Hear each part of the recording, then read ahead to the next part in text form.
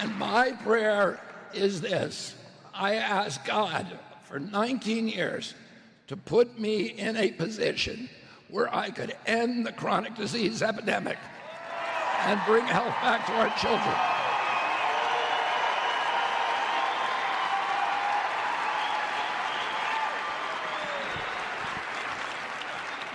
And in August, God sent me Donald Trump. I know you remember that moment. Robert F. Kennedy, when he endorsed Donald J. Trump, said, "I've been praying for this moment." Well, the moment is here, my friends. The confirmation hearing for RFK Jr. is underway currently. People were lined up at 4 a.m., 3 a.m. our time, to get in there for that confirmation hearing.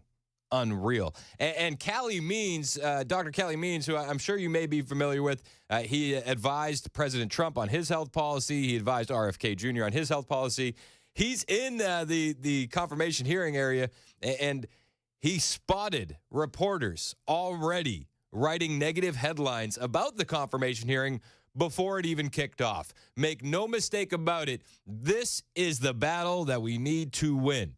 RFK Jr. up there looks like he's absolutely ready for war. We are going to be bringing you all of the relevant audio today. We have a lot to get to on the show. It's going to be slam-packed and busy. We have my friend Monica Page, White House press briefing reporter. She's going to be joining the show at 9:35 to break down what we saw yesterday in the first White House press briefing with Carolyn Leavitt. You know, I had heard rumors that Carolyn was a bit nervous, kind of shook. But it didn't show yesterday. It didn't show at all. And then at 10:05 today, we have Sarah Maccabee joining the show. You know Sarah. She has been an activist for J6 political prisoners, founding the Stand in the Gap Foundation. She was raising money to get flights for family members to go see their family members in federal prisons across the country, helping people raise money for appellate lawyers and more. She's been an absolute rock star. And she's been sharing the story with us of her husband, Ronald Maccabee, Ronald Colton Maccabee. Well, today on the show, she's actually bringing Colton with her. Yeah, he is free. 1,252 days in a federal prison, and he's going to share his story with us at 10:05 right here on Super Talk 99.7 WTN. I've been really excited about this interview, and I've been itching to get these guys on. At the exact same time, I wanted to be a human and understand that this guy had been in a federal prison for 1,252 days and, you know, maybe give him some time before he gets out. So he's been out for about a week now, and I think the time has come for us to have a long discussion about what he experienced inside that federal prison, inside the court system, and inside the political persecution of J6 political prisoners. It's going to be an eye-opening conversation. I'm really looking forward to it. But right now, the main focus is on RFK Jr. They are coming after him as hard as they can. Bill Gates is actually backing a doctors committee opposing RFK. Remember this, when they tell you, RFK, he's not a doctor, he can't advise us. Remember that these same people said we have to follow the science and trust Bill Gates, who's also not a doctor, right? And Bill Gates, he has this doctors committee that's opposing RFK Jr. And it's funny, the Committee to Protect Healthcare, cited by NBC News and others, published an open letter declaring that doctors are appalled by Donald Trump's reckless decision to appoint RFK Jr. to HHS director. Thousands are said to have signed, except there's no verification process for the signatures. Yep. Breitbart News actually signed the letter, and they were able to sign the letter as Dr. Donald Duck, OG of Disney World, Florida, specializing in podiatry. There was no vetting process. The anti-Kennedy petition is just taking anybody that wants to sign it. Others tried the same experiment. There was fitness influencer Jillian Michaels. Maybe you're familiar with her. Alex Jones also signed the petition, and more. The Committee to Protect Healthcare is a 501c4 organization, meaning that it doesn't have to reveal its donors. However, a related 501c3 charity, the Committee to Protect Healthcare Fund, does have to reveal its donors, and it's funded in part by the Left of Center 1630 Fund and Hopewell Fund. The Hopewell Fund, in turn, has hired Arabella Advisors, a leading national philanthropy services firm, to manage its project hosting and fiscal sponsorship services. The 1630 Fund is likewise managed by Arabella Advisors Organization, and Arabella's donors, well, they include Bill Gates, George Soros, and one Mark Zuckerberg, according to the Capital Research Center. Interesting, right? Shocker. Color me shocked. This reporting is from Bill Gates, and they say it's astroturfed with fake names. Fake names.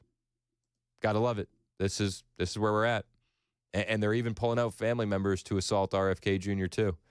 His cousin, the daughter of JFK, Carolyn Kennedy, she wanted to make her displeasure known about RFK and his apparent nomination for HHS director. And she says, we can't let him in. We can't. Dear Senators, throughout the past year, people have asked for my thoughts about my cousin Robert F. Kennedy Jr. and his presidential campaign. I did not comment, not only because I was serving in a government position as United States Ambassador to Australia, but because I have never wanted to speak publicly about my family members and their challenges. We are a close generation of 28 cousins who have been through a lot together. We know how hard it's been, and we are always there for each other. But now that Bobby has been nominated by President Trump to be Secretary of Health and Human Services, a position that would put him in charge of the health of the American people, I feel an obligation to speak out. Overseeing the FDA, the NIH, the CDC, and Centers for Medicare and Medicaid Services, agencies that are charged with protecting the most vulnerable among us, is an enormous responsibility and one that Bobby is unqualified to fill. Oh, it's so weird. They didn't have the same energy when Obama was thinking about nominating Bobby Kennedy to the EPA, right? No. Everybody was fine with that. They didn't have this same energy at all.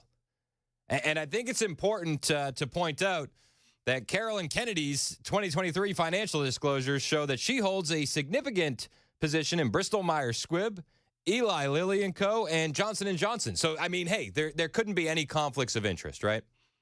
There couldn't be. Maybe she's just speaking out because she understands that it could affect her bottom line. Maybe. I don't know. I don't know what her motivations are. But to talk trash about your cousin, that's low. Isn't that low? Even if you disagree with them, I don't know. Doesn't it seem like it's his family that is most against him? There have been so many Kennedys that have come out against him. But behind the scenes during his presidential run, there were so many family members helping him at the same time. So it's like, yeah. I don't want to smear the entire Kennedy family, but the ones that are the loudest, you have to question their motivations. Well, they're only the loudest because the media gives them their voice. Yep, you're absolutely right. The fake news media. And it's so misleading. She goes on to say that RFK vaccinated his own kids, and this is true. He's explained this many times. He discovered and came to the conclusion that vaccines were dangerous after he vaccinated his own kids, which I don't know if you've talked to a lot of parents. I certainly have. And I've talked to a lot of parents who have, anecdotal as they may be, stories about wellness visits that their child was fine beforehand, and afterwards it was a different kid. A lot of parents who they dub as anti-vaxxers were very pro-vaccine until a very personal experience happened to them and touched their life in a significant way. I'm just saying, this is just the reality. Megyn Kelly is down there, and she's joining RFK in D.C. For this confirmation hearing today, and she was talking about it yesterday on her show. This is what that sounds like. That I, too, will be headed down to D.C. after the show today because I would like to take a peek at what they do to Robert F. Kennedy Jr. I feel like this show and he have somewhat of a special relationship, since I think even he would tell you he probably wouldn't be there this week if it hadn't been for the 4 hours we did with him March of 2022 when no one would touch him. He was officially on the disinformation dozen list, being pushed by the White House. And we found a way to get that 4-hour interview on all platforms, even the ones on which he'd been banned. And it didn't get banned anywhere. Do you remember the disinformation dozen? I remember the disinformation dozen because when the list came out, I went, oh, all right, these are the people telling the truth. And I went through the disinformation dozen and followed all of them. Now, I don't agree with everything that all of these individuals say, but when it comes to the healthcare industry, they speak a lot of truth. And RFK Jr. too. There's a lot that we're going to disagree with, but having him laser focused on reforming the healthcare and the food industry, we need it. We absolutely need it. We have a real opportunity here to change this nation for the good, and we can't miss it. This is a can't miss opportunity. And anybody that votes against this guy needs to be primaried and sent on their way because they're bought and paid for. I guarantee it. They are bought and paid for by the pharmaceutical and the medical industrial complex. I'm just going to say it. That to me is the only reason why you would want to vote against this guy. Oh, he's a crazy, he's rabid, he's a leftist lunatic. Okay, what did he say that was wrong about the food industry? I'll wait. What's wrong with asking questions about the medical industrial complex? I'll wait. What's wrong with holding vaccine manufacturers liable if they injure a customer? Exactly. Nicole Shanahan, his former VP pick, has vowed to primary anybody that goes against him. She's a billionaire, and she said, listen, it's a pivotal moment, and if anybody steps out of line, she's going to personally fund their primary opponents. Hey everyone, tomorrow is a pivotal moment in our nation's history. At 10 a.m. Eastern Time, RFK will sit in front of the Senate Finance Committee for his confirmation hearing to be our nation's next Secretary of Health and Human Services. I urge everyone to call their U.S. senators over the following days and demand they vote yes on Bobby's nomination. He is more than qualified. He's proven, principled, and prepared to lead. I'll share a list below of key senators. If they represent your state, they need to hear from you. If they don't, please call your own senator and ask them to vote yes. We need as many votes as we can get. So this hasn't been widely reported, but in 2020, I cut large checks to Chuck Schumer to help Democrats flip 2 Senate seats in Georgia from red to blue. The 2 candidates I helped elect, Senator Raphael Warnock and Senator John Ossoff, please know I will be watching your votes very closely. I will make it my personal mission that you lose your seats in the Senate if you vote against the future health of America's children. And more than that, I also want to say to Senators Mitch McConnell, Lindsey Graham, Lisa Murkowski, Susan Collins, Bill Cassidy, Tom Tillis, James Lankford, Cory Booker, John Fetterman, Bernie Sanders, and Catherine Cortez Masto, this is a bipartisan message, and it comes directly from me. While Bobby may be willing to play nice, I won't. If you vote against him, I will personally fund challengers to primary you in your next election, and I will enlist hundreds of thousands to join me. I mean, absolutely based. Now, listen, this is the thing about RFK. He holds a lot of leftist positions. Nicole Shanahan holds a lot of leftist positions, but they've been red-pilled completely, especially when it comes to the medical industrial complex. And there are going to be a lot of things that we disagree with Nicole Shanahan on. There's going to be a lot of things we disagree with Bobby Kennedy on. But what we agree on is where we need to focus. And that's how we bring this country forward. Bobby Kennedy is now giving his opening statements, and he's talking about Americans' health in a grievous condition. We'll bring you relevant audio from Bobby Kennedy's confirmation hearing happening right now on Capitol Hill when we return. Plus, 9:35, Monica Page, White House press brief reporter for Turning Point USA. She's going to give us the breakdown on what happened during the Carolyn Levitt press conference yesterday. And we have a lot of audio from that press briefing. I'll bring some of that to you next. I have more questions about the process and what it was like inside that room than anything else. So it's going to be an interesting conversation. And then at 10:05, political prisoner Colton Maccabee joins me on the show right here on Super Talk 99.7 WTN.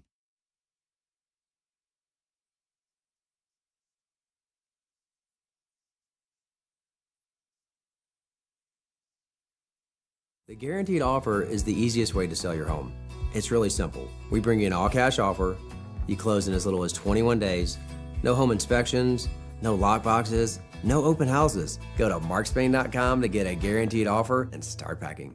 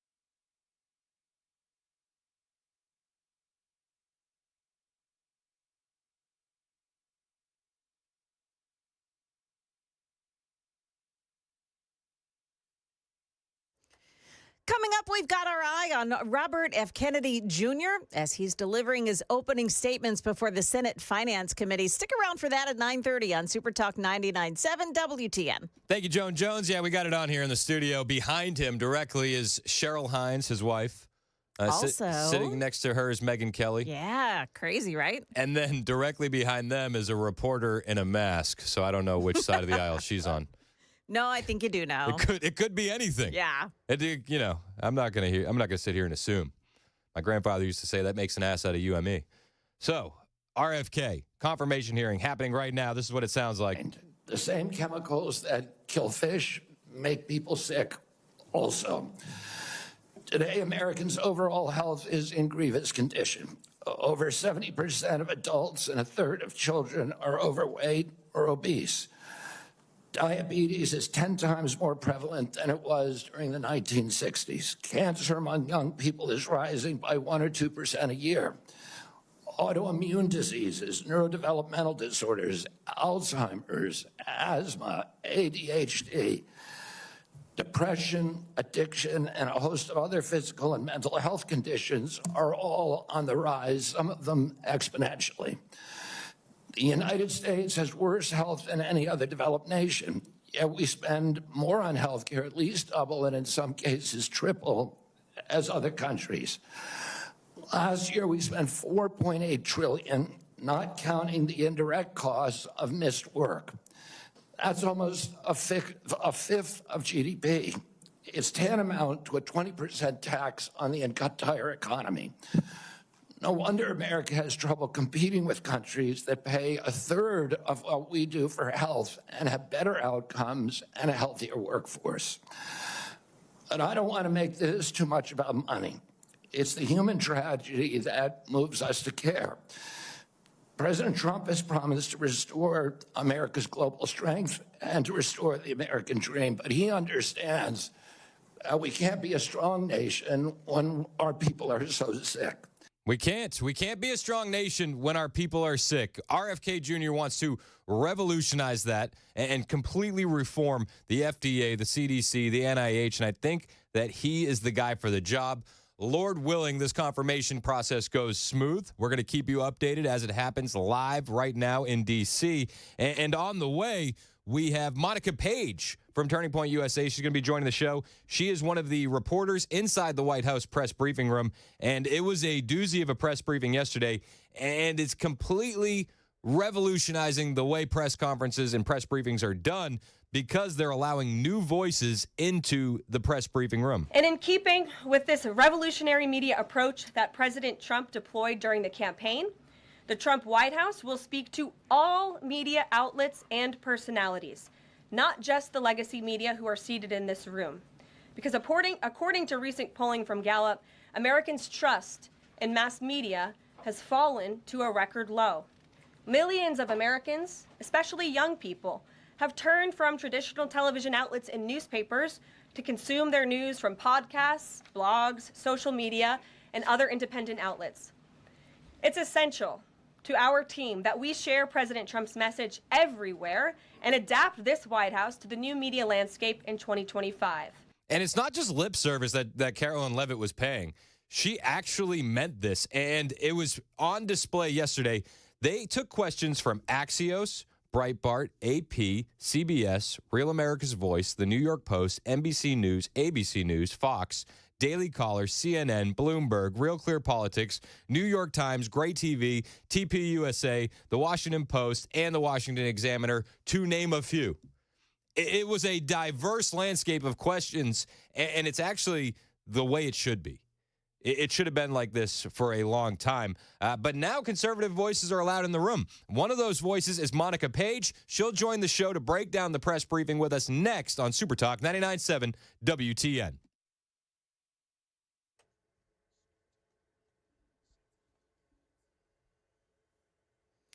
Good morning, 9:30. I'm Joan Jones with your top stories. Still closed off this morning in Spring Hill, Beechcroft Road between Town Center Parkway and Murray Hill Road.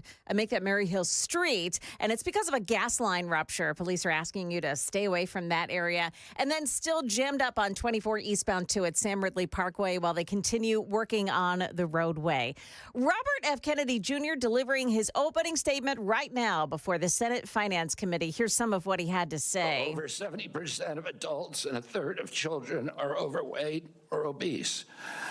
Diabetes is 10 times more prevalent than it was during the 1960s. Cancer among young people is rising by 1 or 2% a year.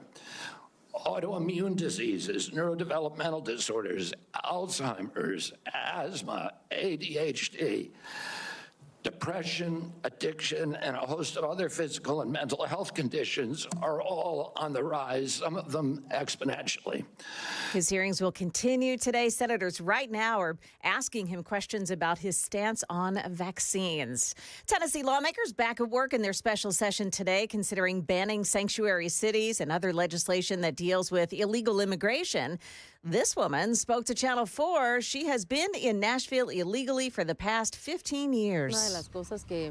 This is one of the scariest things that I just have to think about. I have 3 sons, and one of my sons has autism. So I am just trying to figure out what is going to happen if we are going to be separate or they are going to separate from my sons. And mass deportations continue nationwide. Remember that order from former Homeland Security Secretary Alejandro Mayorkas that gave Venezuelans in the country illegally a temporary protected status? He did that right before leaving office.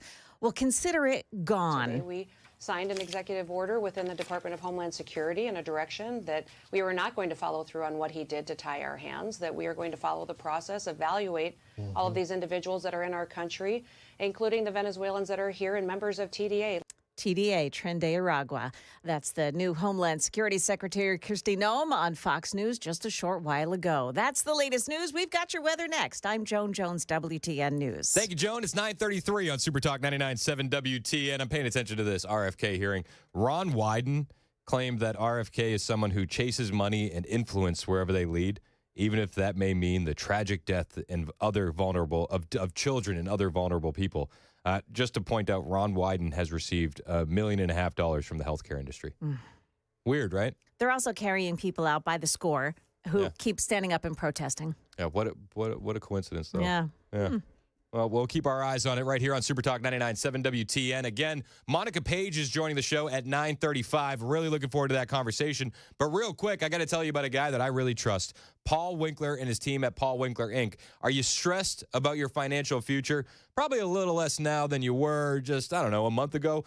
But you got to get your retirement and your investments in order. And it seems like a big task. And I was there with you. We had like 6 different 401ks from different jobs. We needed to consolidate them. We didn't know where to begin. But the thing that Paul Winkler and his team do is they take the stress out of your investments and your retirement planning. They did it for me and my wife. They can do it for you. And you can trust these guys. I'll tell you why. Paul wants to make sure I tell you that I get paid for these commercials. He doesn't have to. He wants to make sure I tell you that. He wants the honesty and the transparency. I don't get paid to be a client. I trust these guys. You can trust them too. The team doesn't work on commission. They're not trying to sell you any products. They want to educate you every step of the way, and that education is the main part of their plan. Paul spent some time studying under an economist who went on to win a Nobel Prize. That's how he got his feet wet in the industry. He can break things down for you in a way that you can understand. He's done it for me. He can do it for you. Set up a 15-minute phone call today at paulwinkler.com. That's all you have to do. Go to the website, set up the phone call, paulwinkler.com.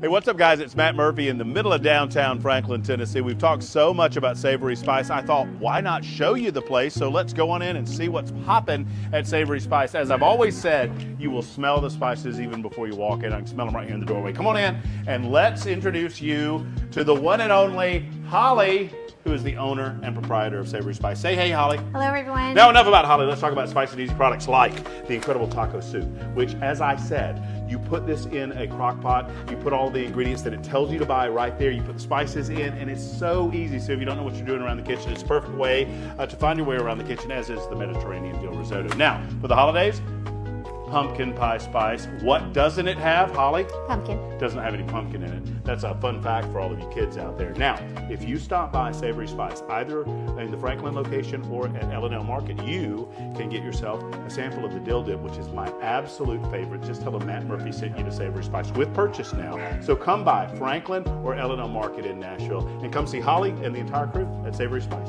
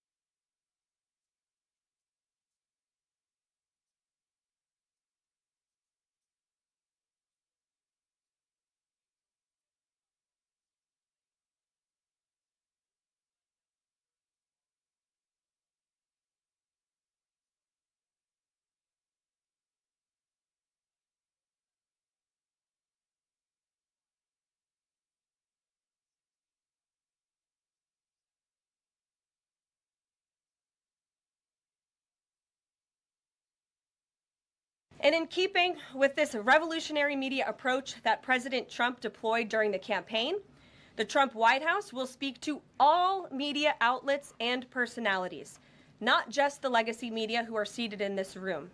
Because according to recent polling from Gallup, Americans' trust in mass media has fallen to a record low. It's 9:40 on Super Talk 99.7 WTN. I'm Chris Hand. Show's brought to you by Better Water LLC. Get your water filtration system, betterwater.com. I would say that she had a front row seat, but it didn't seem like there was a seat in the house. My friend Monica Page, Turning Point USA White House correspondent, is on the line to give us a breakdown of that White House press briefing. Monica, thanks for joining the show. Hi, Chris. Thanks so much for having me. What an honor it was to be in that briefing room, like you just mentioned. Okay, so I got to know, like, what's the process getting in there? How early do you have to show up? What time do they get? Like, were they right on time? Like, what does that look like? Oh, so usually, I mean, when you're originally in the briefing room from the previous administration, it is 5 minutes, 10 minutes before, and really find somebody else's seat, no problem. Or there's standing room only.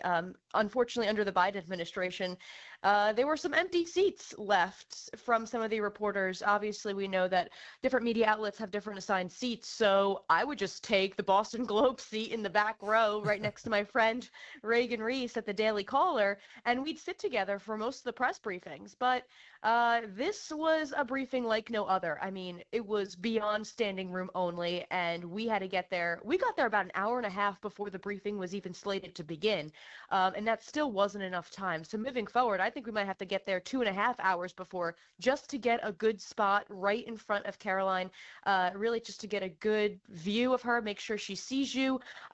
But that was a briefing unlike any other, and it's a very promising one at that. I mean, being able to get a question in for the first time was an unreal, surreal experience, and I'm really proud to do so on behalf of Turning Point. Yeah, it's so cool. What's the dynamics like between new media like you and the traditional media outlets? Is there kind of like a competition or a bit of like disdain from the traditional media outlets? Yeah, I mean, that's a great way to put it. It's all competition. I mean, the best way to put it is that these legacy media outlets, the reporters that go along with them, they feel entitled. They feel like they belong there, that they have worked hard enough to be there. And now I think there's going to be a major shift knowing that just anybody, if you have a podcast or if you have your own show, you can come in as long as you're reporting on the news. You can get a White House press badge and come join the briefings. And I think that's an incredible thing because people are sick and tired of hearing the mainstream legacy media tout lies for the past 4 years and cover up the Biden administration for the past 4 years. I can tell you firsthand that people there are not happy to see me. They're not happy to see me when I was previously at One America News. They're definitely not happy to see me with Turning Point. But the Biden administration has really bred this sense of elitism among reporters and journalists that, oh, I get a seat, which means I have to get a question, or I deserve this seat. But this is no longer. I mean, just seeing the briefing from yesterday, Caroline has proved that you don't need a seat to get called on or to just ask a question, just to learn more and just to enhance your reporting. Yeah, and it seemed like a wild situation. There were a few mic drop moments. The cost of eggs were brought up, and I'm going to play the clip, and I want to get your reaction from what the temperature was like in the room. But they brought up the cost of eggs, which is hilarious because it seems like they were blind to this for the last 4 years, but now all of a sudden they're worried about the cost of eggs. Christian Day Talk. Thanks, Caroline. Just real quick, you mentioned the inflation executive order the president signed, but egg prices have skyrocketed since President Trump took office. So what specifically is he doing to lower those costs for Americans? Really glad you brought this up, because there is a lot of reporting out there that is putting the onus on this White House for the increased cost of eggs. I would like to point out to each and every one of you that in 2024, when Joe Biden was in the Oval Office, or upstairs in the residence sleeping, I'm not so sure, egg prices increased 65% in this country. We also have seen the cost of everything, not just eggs. Bacon, groceries, gasoline have increased because of the inflationary policies of the last administration. As far as the egg shortage, what's also contributing to that is that the Biden administration in the Department of Agriculture directed the mass killing of more than 100 million chickens, which has led to a lack of chicken supply in this country, therefore a lack of egg supply, which is leading to the shortage. So it seems like she's not messing around, and I was waiting for it to go back to the crowd because I wanted to see your reaction as she's dropping these hammers. What was the reaction? Well, I think it's great that Caroline is doing this all, by the way, without a piece of paper in front of her, let alone a whole binder in front of her. She's doing this off the cuff, and I think that's extremely commendable. She did an impeccable job calling out these reporters and so-called journalists in the briefing room, and I think that we can definitely expect more of this in moving forward. And she raises a really great point because I want a lot of people to understand here, especially your listeners, that over the next 4 years, we're going to be seeing a major media manipulation on how they cover President Trump, a huge shift in what they decide to turn their attention to and what they decide to report on. I want a lot of people to really focus in on this because these are the same members of the press who covered up Joe Biden's cognitive decline over the last 4 years, and even pushed those voices like Nancy Pelosi's, Karine Jean-Pierre's voice, saying, oh, the president is fit, he's able, he's cognitively sharp. And these are the same members of the media who push that lie, and definitely pay attention to more of the lies coming out of the White House press briefing room from these reporters over the next 4 years. I definitely encourage your listeners to follow along because, what they're doing is blatant propaganda, blatant lying. And it's my job now as a member of the press to inform the American people of the truth. And I'm really proud to be the voice for the American people and not for the mainstream media. Was there a collective eye roll, though, whenever she dropped the hammer from the legacy media? I think there was a collective jaw drop whenever she dropped the hammer, which it's much needed. I think that her demeanor and the way that she presented the information and the facts was on par, and the response is, this is the truth, and if you can't handle it, you should have done your own research. There were multiple times where Caroline said, why didn't you pay attention to what President Trump said just the other day when he signed this executive order? Why haven't you done your jobs? And there was a collective jaw drop. I mean, just looking around at the briefing room, people were kind of looking at each other like, oh no, am I next on the chopping block? And I would like people to feel that way. I would like them to feel that way because that's how we felt from the last 4 years of this administration. As a reporter, are you kind of bummed that you weren't able to get questions in during the last administration and kind of grill them a little bit more, as opposed to being more with an administration that you're, I would say ideologically aligned with and agree with a little bit more? It is frustrating, and it did feel like my hands were tied over the last 4 years. I mean, there's only so much that I could do and what was in my power. I mean, I tried sending emails to Karine Jean-Pierre. I tried setting up meetings with her in person, and she wanted absolutely nothing to do with me. I mean, all my emails that I would send would either get forwarded over to another department, deleted, ignored, thrown away, whatever it is. I actively tried multiple times to put myself in front of her, and I mean, it would have been great to really grill her and really just ask her the common sense questions, though, on the behalf of the American people. And I never got a chance to do that, unfortunately. But I know that with this administration now, we'll be able to get maybe the answers that we haven't had previously. We're talking with Monica Page. She's the White House reporter for Turning Point USA, and she's got a seat in the room at these White House press briefings. What was the biggest hammer that was dropped yesterday, at least taken in by the mainstream media? I think the matters as it pertains to the deportations and how, you had that one reporter, Peter Alexander, asking about how illegally, what if they're not committing a crime? Are they getting deported? And that was the most ridiculous question that I think I've ever heard being in that briefing room, even for the last 2 years, because you literally just answered your own question. These aliens are coming in here illegally. That is a crime to come here illegally. It says it in the name. So the fact that Caroline really pushed that and kind of made him choke on his words was the perfect moment, really. And I think that was the biggest moment. A lot of reporters are really pushing this humanitarian issue or making it a humanitarian issue when it comes to these illegal criminals coming into our southern border, into our country. And I think Caroline has been handling every question that was thrown at her with grace and, of course, with a lot of vigilance. Yeah, this was that moment right here. He said they're going back home where they belong, and we start with the criminals. There are many, many criminals. NBC News has learned that ICE arrested 1,179 undocumented immigrants on Sunday, but nearly half of them, 566 of the migrants, appear to have no prior criminal record besides entering the country illegally. Is the president still focused exclusively, which is a civil crime, it's not criminal? It's a federal crime. So I'm asking, though, he said he was going to focus on those violent offenders first. So is violent offenders no longer the predicate for these people to be deported? The president has said countless times on the campaign trail, I've been with him at the rallies, I know you've been there covering them too, Peter, that he is focused on launching the largest mass deportation operation in American history of illegal criminals. And if you are an individual, a foreign national, who illegally enters the United States of America, you are, by definition, a criminal. Why is it so hard for them to understand this? That's a great question.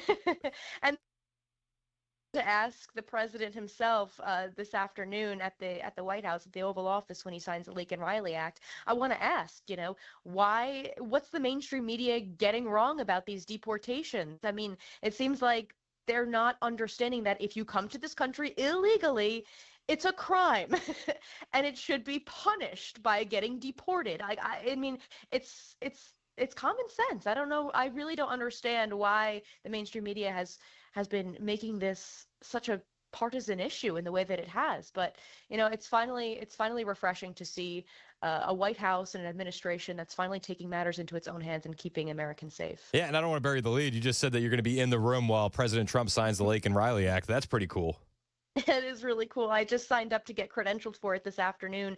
It's not open press, so we did have to sign up for it, but I will do my best to see if I do get credentialed and I can be there, get some face time with the president, and he will be signing the Lincoln Riley Act into law. This is his first law that he's signing in his second administration. Lincoln Riley's family will also be there as well. That was confirmed by Caroline Leavitt herself this morning, and it's going to be such an honor to see him sign that act. And he's also signing school choice today as well, and also signing an executive order to combat anti-Semitism in communities and also on college campuses. So it's another insanely busy day, Chris. And I can also say that it's been wild seeing members of his administration like Alina Habba, Stephen Miller, Caroline Leavitt just walking back and forth on Pebble Beach, talking to the press, talking to reporters on a whim, unscheduled, unscripted. I think it's really exciting and it's really refreshing, and it's like you never know what you're going to get at the Trump White House. Yeah, no, and I love that you get to have a front row seat for all of it. There were rumors and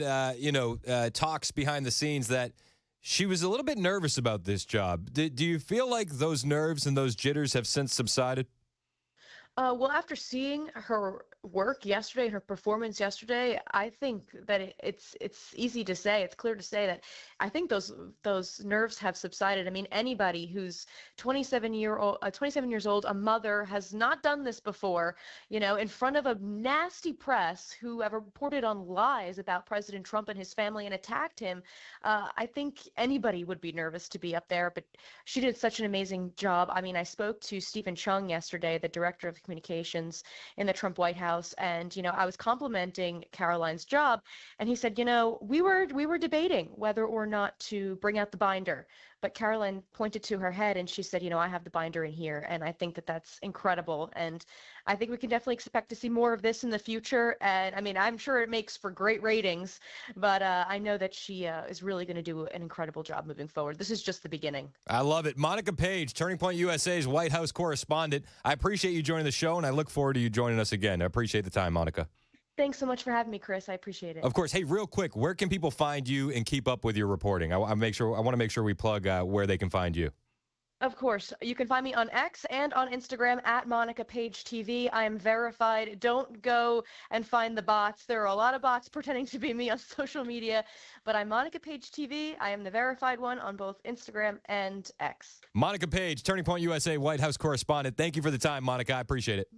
Thanks again, Chris. Have a great week. Of course, you too. It's 9:54 on Super Talk 99.7 WTN. And when we return after the news with Joan Jones, we are going to be joined in studio by a very special guest, Ronald Colton Maccabee, a J6 political prisoner who, after 1,252 days in a federal prison, has been released, pardoned by Donald J. Trump. We'll talk to him very, very shortly right here on Super Talk 99.7 WTN.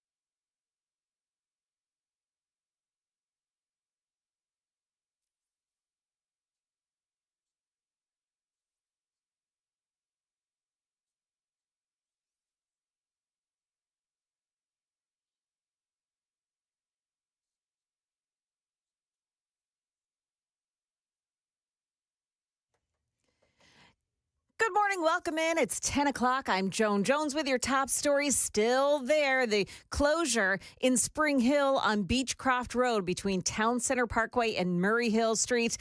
Still closed. They're working on a gas line rupture in that area. Also, they're still working on the paving project on I-24, the eastbound lanes at Sam Ridley Parkway. That's causing a big delay. Nashville police believe they may have a serial robber on their hands. They say the victims were all females, and they've all described the same man driving a particular Nissan Maxima. The first robbery happened in early January when a woman was robbed at gunpoint at Sylvan Park. In the second robbery, a woman led a man into a shared laundry room where he robbed her too. Channel 4's Dryden Quigley picks it up from there. The third happened on January 9th at the Nolensville Pike Aldi when a woman was loading up her groceries. The suspect took her jacket with her license, phone, and keys. I'll go home and tell my wife right now. She'll spread it through the text chain in the neighborhood, and yeah, we'll all be watching. Neighbors say they won't be wearing headphones while walking, stay in pairs, and keep their eyes peeled for the car. I've got pepper spray. I always have a friend with me if I'm walking, basically anywhere for long periods of time. And I always have a friend or a loved one who knows where I am at all times, because you just never know. Anybody with information is asked to call Crime Stoppers. A 32-year-old man has been taken into custody and charged with breaking into homes and businesses in East Nashville. Marcel Butler is his name. He's facing 13 charges. Police say the thefts began back in October. In some cases, he was seen on surveillance video carrying stolen goods away from the scene of the break-ins. Deportation raids continue in major cities today, and some in Nashville are wondering when federal agents will begin rooting out illegal alien criminals here, too. Agents are looking for young gang members in schools as well. Channel 4 says it spoke with Metro Nashville Public Schools officials who say they are focused on safety, privacy, and well-being of all students. And unless there is an emergency, any law enforcement activity, including immigration, would need to get permission from Metro's legal team. Ken Weaver, WTN News. Meantime, a 14-year-old at John F. Kennedy Middle School has been arrested for making a threat of mass violence. This happened yesterday. Police say the student told another student or other students with him not to come to school today. Well, this is just the latest arrest of a student making threats in the wake of last week's shooting at Antioch High School. That is the latest news. Weather's up next. I'm Joan Jones, WTN News.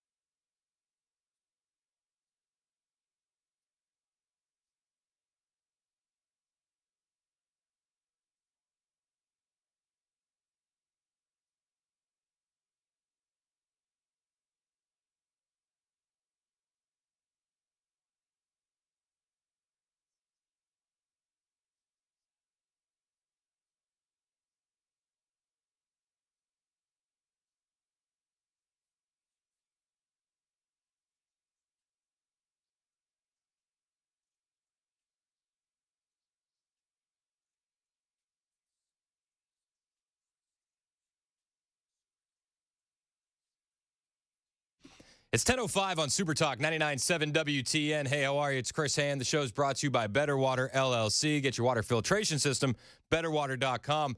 I'm very excited. We have a very special guest in studio, Colton McAbee. Hey, how you doing? Freshly released, J6 political prisoner. You spent 1,252 days on the inside, and now you're free. Yeah, over 3.5 years, and here I am. You know, like last week I was sitting in prison, and now I'm sitting in here with you. It's crazy. It's crazy. Now we've gotten to know your wife quite a bit, Sarah, and she couldn't make it today. She's got to work, and we just want. I wouldn't want to start this interview without saying how lucky of a guy you are to have a wife like that. I mean, she put the for better or worse to the test, and she came out with an A++. Yeah, for sure. And she took those vows very seriously, so I'm thankful for that. Yeah, she's a great lady, and she's become a friend of the show, and she was in here as often as she could, advocating for you, advocating for other J6 political prisoners, raising money for flights for family members to go visit their family, across the country in federal prisons, raising money for families to get appellate lawyers. Her work is unbelievable. So just shout out to her. Yeah, for sure. And, that's behind the scenes things. People don't really see that. And, we're all very grateful that, those who benefited from it, because, we didn't have visits for over a year. And then when they, gave it to us in D.C., I mean, it's like the floodgates opened and everybody started coming. Yeah, and Sarah was there for you. Exactly. So I think I want to start this conversation with the day, January 6th in D.C. You went down there. Why'd you go to D.C.?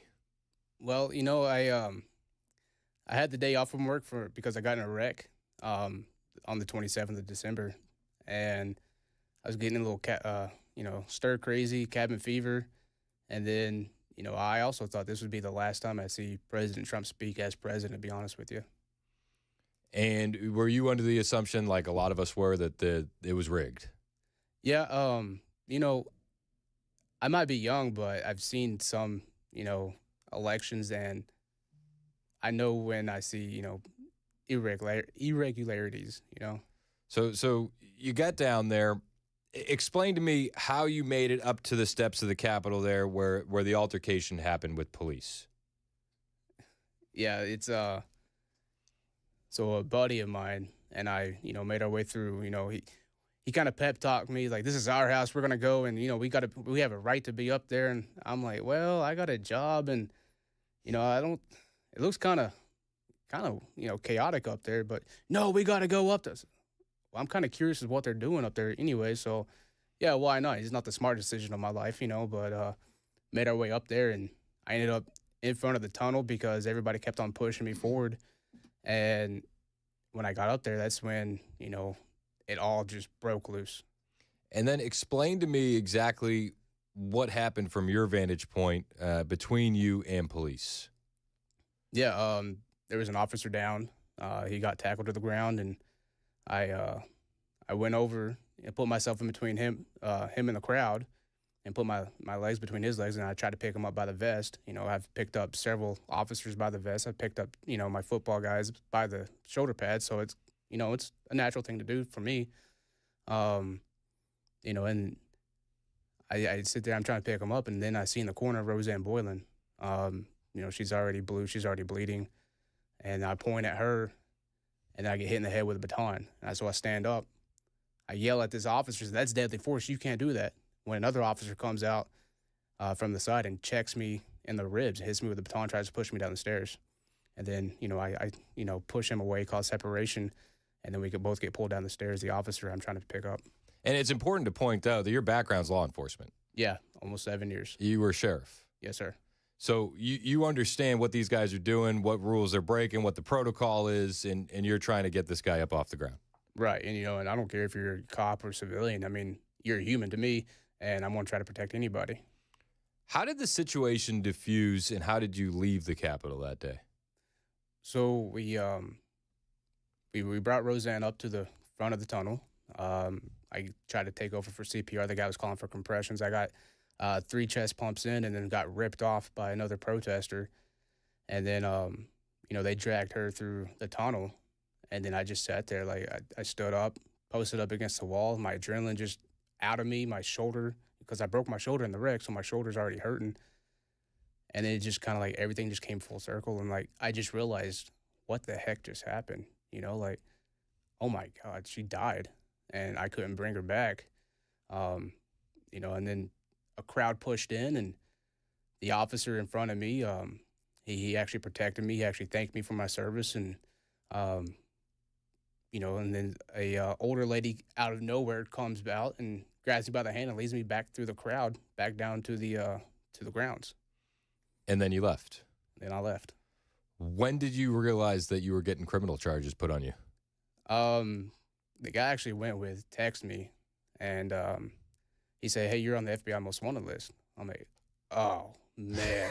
That's not a text you want to receive. No, and then I went and I would look at the FBI most wanted list, and I'd scroll, see my picture, scroll past it, stop at somebody else's for a few minutes, scroll up, stop at somebody else's right there. So that way it's like, in my mind, they're like, oh, they're looking at me scrolling through here, so I'm not going to land on my own picture.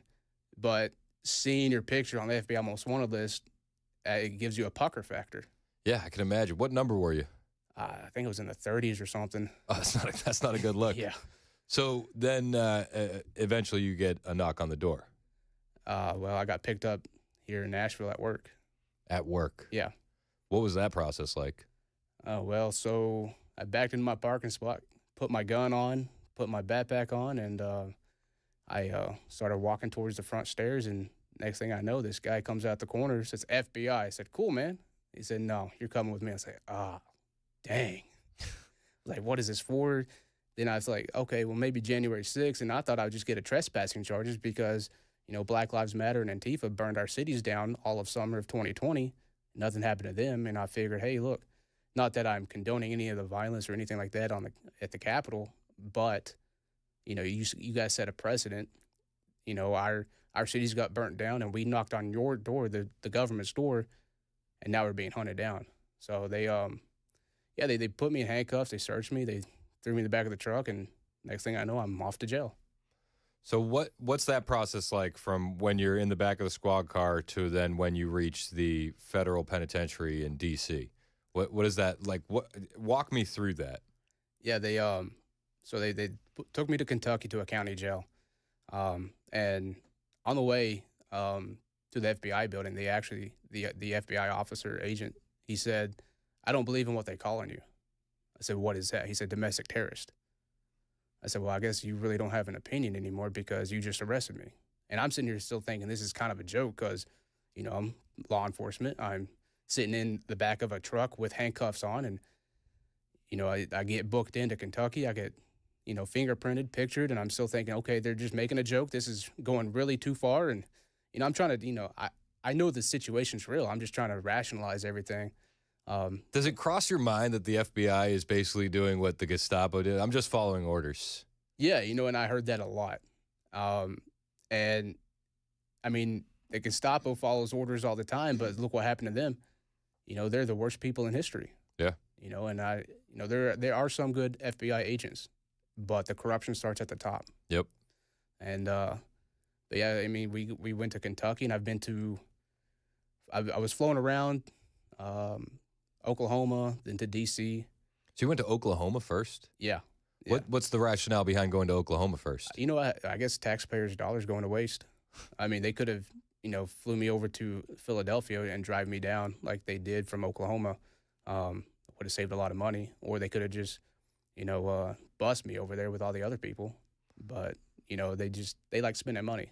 We're talking with Ronald Colton Maccabee. He is a J6 political prisoner, freed after 1,252 days via Donald J. Trump's pardon. So you get picked up at work. They bring you to Kentucky. How long were you in Kentucky?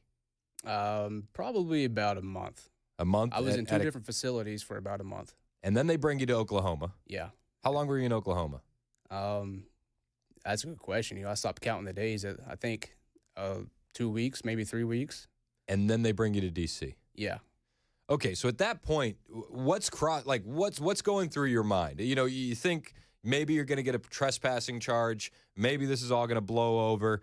At what point do you go, okay, this is a little bit more serious than what I originally thought? Yeah. Actually, before I got, put into Kentucky, I saw the magistrate judge, and he was reading my charges. I got an assault charge. I got an assault with deadly or dangerous weapons, which were motorcycle gloves. I've got civil disturbance, all the misdemeanors that come with the stuff. And I'm like, who did I assault? What is going on? I know the assaults. I know what an assault is. You write the reports. Right. I've been assaulted, and like I was just dumbfounded. Like he was reading off these charges, and it's like over 60-something years added up. I'm like, oh my gosh, I'm gonna die in prison. It was just insane. And I'm not gonna lie, I was scared. Like I was scared that I was actually going to be stuck in prison for the rest of my life. That's got to be a dark place to be in. Yeah, it's I'm not gonna tell you my thoughts, but they weren't real nice. I can imagine. And you see horror stories of guys that didn't make it through because they didn't have that strength to carry on. Yeah, I can only imagine where you go. So you get to D.C. This is after you've seen a magistrate judge? Yes. Okay, so what's the process then? So I got booked into the D.C. jail, and I remember signing a paper says, if you die, where do you want your belongings? I'm like, if I die? What are you talking about, I die? That's dark. I know, and then on the way there. And this is the infamous D.C. gulag that everybody talks about. Yeah, and on the way there, though, people would say, oh, you don't want to be there. They stabbing people there. I'm like, my goodness. And I read that. I signed it. I'm like, this is where I want my belongings. And I bet in the back of your mind, you're like, I hope they don't find out I'm a cop. Yeah, for sure. I go through the intake process, get taken to quarantine with 3 other J6ers, and a guy, I'll call him JB. JB and I were, rooming together. And that's another J6er? Yes, sir. And, we just, for 2 weeks, we were just inside, just waiting and waiting and waiting. I mean, we got wrecked a couple of times with the other guys. In fact, I got threatened, somebody threatened to stab me for the phone because I was waiting my turn, and the guy jumped me. And, of course, I'm not in the best headspace, so I kind of, told him off, told him what I thought. And he jumped on the table, pulled out a pin, and was like, I'm going to stab you. I'm like, oh, my God, like, what the hell's going on? That's insane. Yeah, I mean, so shortly after that incident, we got taken out of that unit and to C2B, the Patriot Pod is what we call it. And that's where I met all the other J6ers. And I'm like, oh, my goodness, like, it's still jail, but I felt like, I was kind of safe. And as soon as I walk in, someone's like, you're the sheriff. I'm like, oh no. Yeah. But it was, it was all J6ers there. So everybody was, kind and, loving, and, we took care of each other. But at that moment, your heart must have just dropped. Well, I was on the defense right off the bat. I'm like, no. Not me. Yeah. It's like, no, you look taller, in the video. I'm like, oh, so now I'm, got a target that I'm sheriff and I'm short. Thanks, man. So, all right. So you get into the D.C. gulag. What's your day-to-day like there once you've been put into this Patriot Pod? Is it 23-1? Locked down 23 hours a day, out in the rec for 1 hour? What does your actual day-to-day look like? So when I got there, now the guys that were there before me, they laid down the groundwork. They were, 23-1. Sometimes they'd even come out. They had 15 minutes a day most of the time, waist chain shackles for recreation. But when I got there, we were 5 hours, for rec, and then we got put in for the rest of the day. And we did tier management, so the top tier would come out, bottom tier would come out. No programs, no visitations, no haircuts, no church, nothing like that. It's just you come out, you make your phone calls, you watch a little bit of TV, take a shower, work out or whatever, and go back in, and that's it. Are you watching the news at this time? Heavily, yeah. We had Fox News on all the time. And what's your thought process as you're watching the news? Because at this point, you're in D.C., you're now in the Patriot Pod. What month? What's the date? I don't even remember when I got there, to be honest with you. I think it was September or October-ish. Of 2021? Yeah. Okay. I mean, there's a lot of ground to cover here. You were locked up for 3 years. Yes. 3.5. Let's continue this conversation on the other side. I think there's a lot more to cover. We're in studio live with Ronald Colton Maccabee, J6 political prisoner, and we're kind of just, I don't know, we're just having a conversation. I have a lot of questions, and I feel like you got a lot more answers and a lot more story to tell. So we'll cover it on the other side right here on Super Talk 99.7 WTN. Dude, you're doing great. Okay. Yeah, no, you're crushing. All right. Absolutely. I didn't plan anything. Lisa, is it still on? I got a red button. Hit the bottom.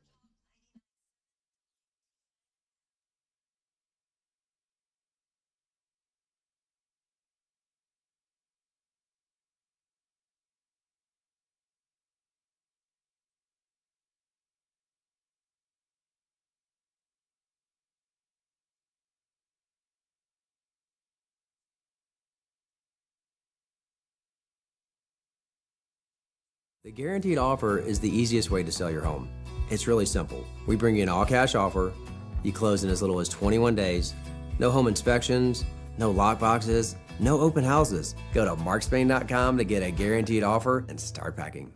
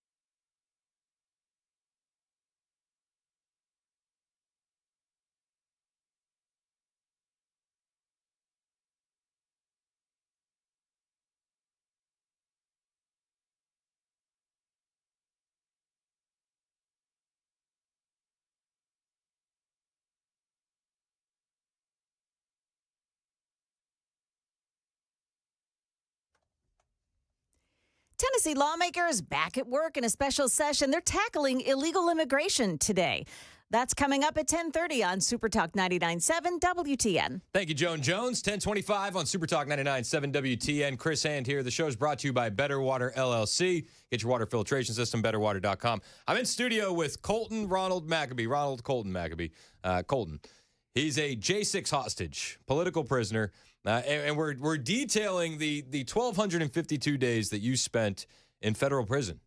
And we were just talking off the air. You're still in the deprogramming process. You've only been out a week. Right. Yeah. It's gonna take some time, but I know if I can do it. I've done it before, and I went from a mindset of small town thinking to dream, to dream big, and now I got to come back from being a convict to being a citizen, and I can do it. Yeah, no, man, you can definitely. If you could do that time, you could do this, and you got a lot of support around you.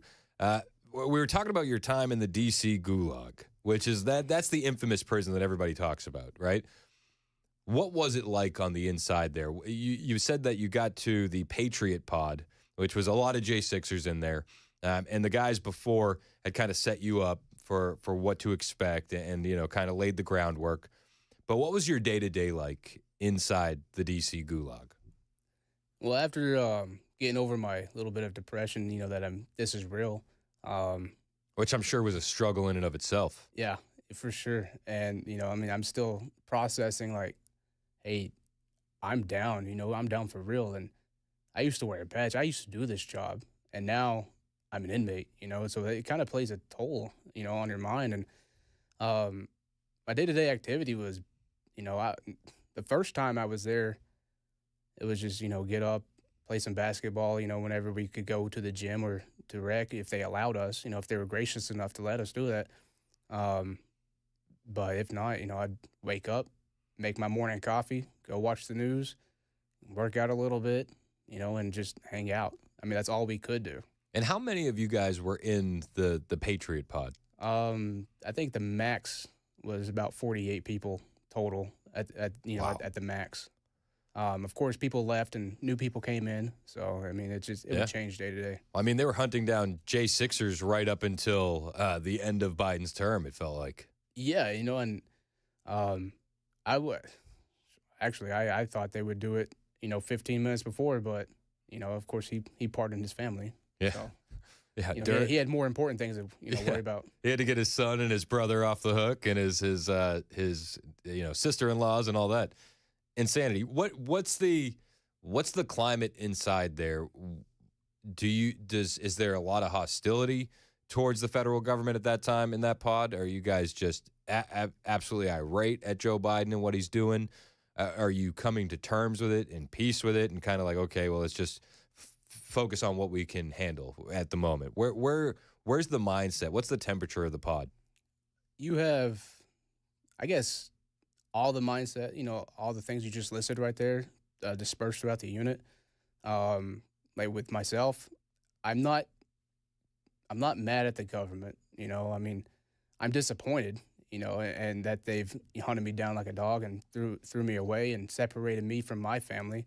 Because the Democrats always talk about you can't separate families. Well, they just did. Yeah. And for me, it was more of a, I don't like Joe Biden. I clearly expressed that on the 6th, but it's just I'm not anti-government. I'm just anti-government overreach, and that was my mindset. I still love my country. I mean, I sang the national anthem every night at 9 p.m. inside the unit. Really? Yeah, we all did, and it was more of a, we see tyranny and we actually try to do something about it. So wild. So you guys sang it every night at 9 o'clock. Was it just impromptu? The inmates just decided that's what we're doing every night at 9? So they started that before I got there. So I don't really know the origin story. However, it's more of an initiation for the new guy to come in, and so they'll sing. And I don't know if you've heard it or not, but we yell "Still There" because our flag will always be there, and it was still there. And even when we're out, it's still there. And so we yell that. And so every time a new guy comes in, we don't tell him that we yell it. And so I would always watch the new guy jump, out of his skin because, I mean, we would yell at the top of our lungs. But, yeah, we all just sang it every night at 9 p.m. I don't know how it got started, but I'm glad it did. Yeah. I mean, that's something that's going to stick with you for the rest of your life. Yeah, for sure. And, now it's in Trump's campaign messaging is that he played it at his rallies. He had his overlay when he did the Pledge of Allegiance. So, yep.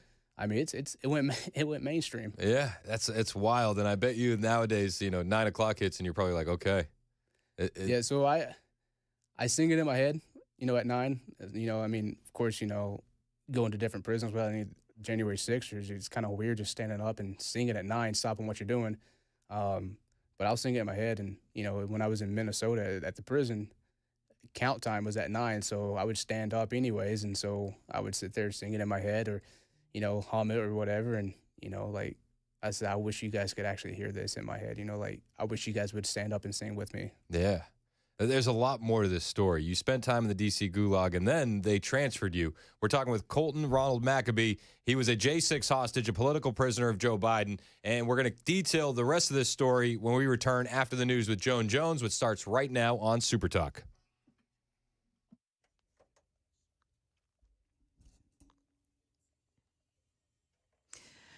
Good morning, 10:30. I'm Joan Jones with your top story. Still working on 24 of the eastbound lanes at Sam Ridley Parkway. That's that milling and paving project with 2 right lanes blocked and a big delay behind it. With school vouchers on the brink of passage, Tennessee lawmakers are turning attention now to illegal immigration. During their special session today, they'll consider bills that would ban sanctuary cities in Tennessee, establish Immigration Enforcement Division, and set money aside to support federal immigration policies.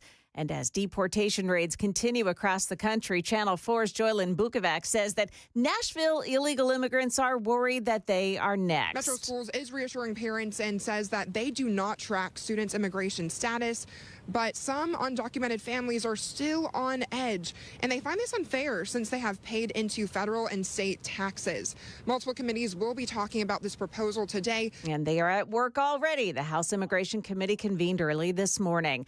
A Nashville father says the crackdown on school threats has gone too far. Kyle Caldwell telling Dan Mandis that his 12-year-old shared a threat online, thinking it was warning to others. But he was arrested at school, spent a night in juvenile detention, and charged with a crime all before he was even allowed to speak to his father. You have a 12-year-old that was Mirandized, no parental consent, did not understand the charges that were being leveled on him, was not a source of a threat. And, having to spend overnight in juvenile and be fully cut off is very traumatic for a 12-year-old kid. The boy was arrested at DuPont Tyler Middle School the day after the shooting at Antioch High. That's the latest news. Weather is up next. I'm Joan Jones, WTN News. Thank you, Joan. 10:33 on Super Talk 99.7 WTN. Chris Hand here to tell you about my friend Shane Ring over at Cover Nash. If you need health insurance, you should get health insurance. Don't stress about the cost. My friend Shane Ring can get you quality coverage at a great price, and he'll shop the entire market for you. In fact, Shane will shop over 75 different companies, and he's been doing it for a long time, 2+ decades, and he's got the entire market to find you the best plan. Some of these plans could even pay you when you use them, and if you already have health insurance, he could easily be saving you 30 to 60% on your monthly premiums. Don't wait. Give Shane a call today. He will show you how you can be saving this kind of money. 615-465-0023 is the number to reach Shane, or you can hit up his website, covernash.com. That's 615-465-0023 to book an appointment with Shane Ring. It's time for you to get a quality health plan managed by you, not the government, covernash.com.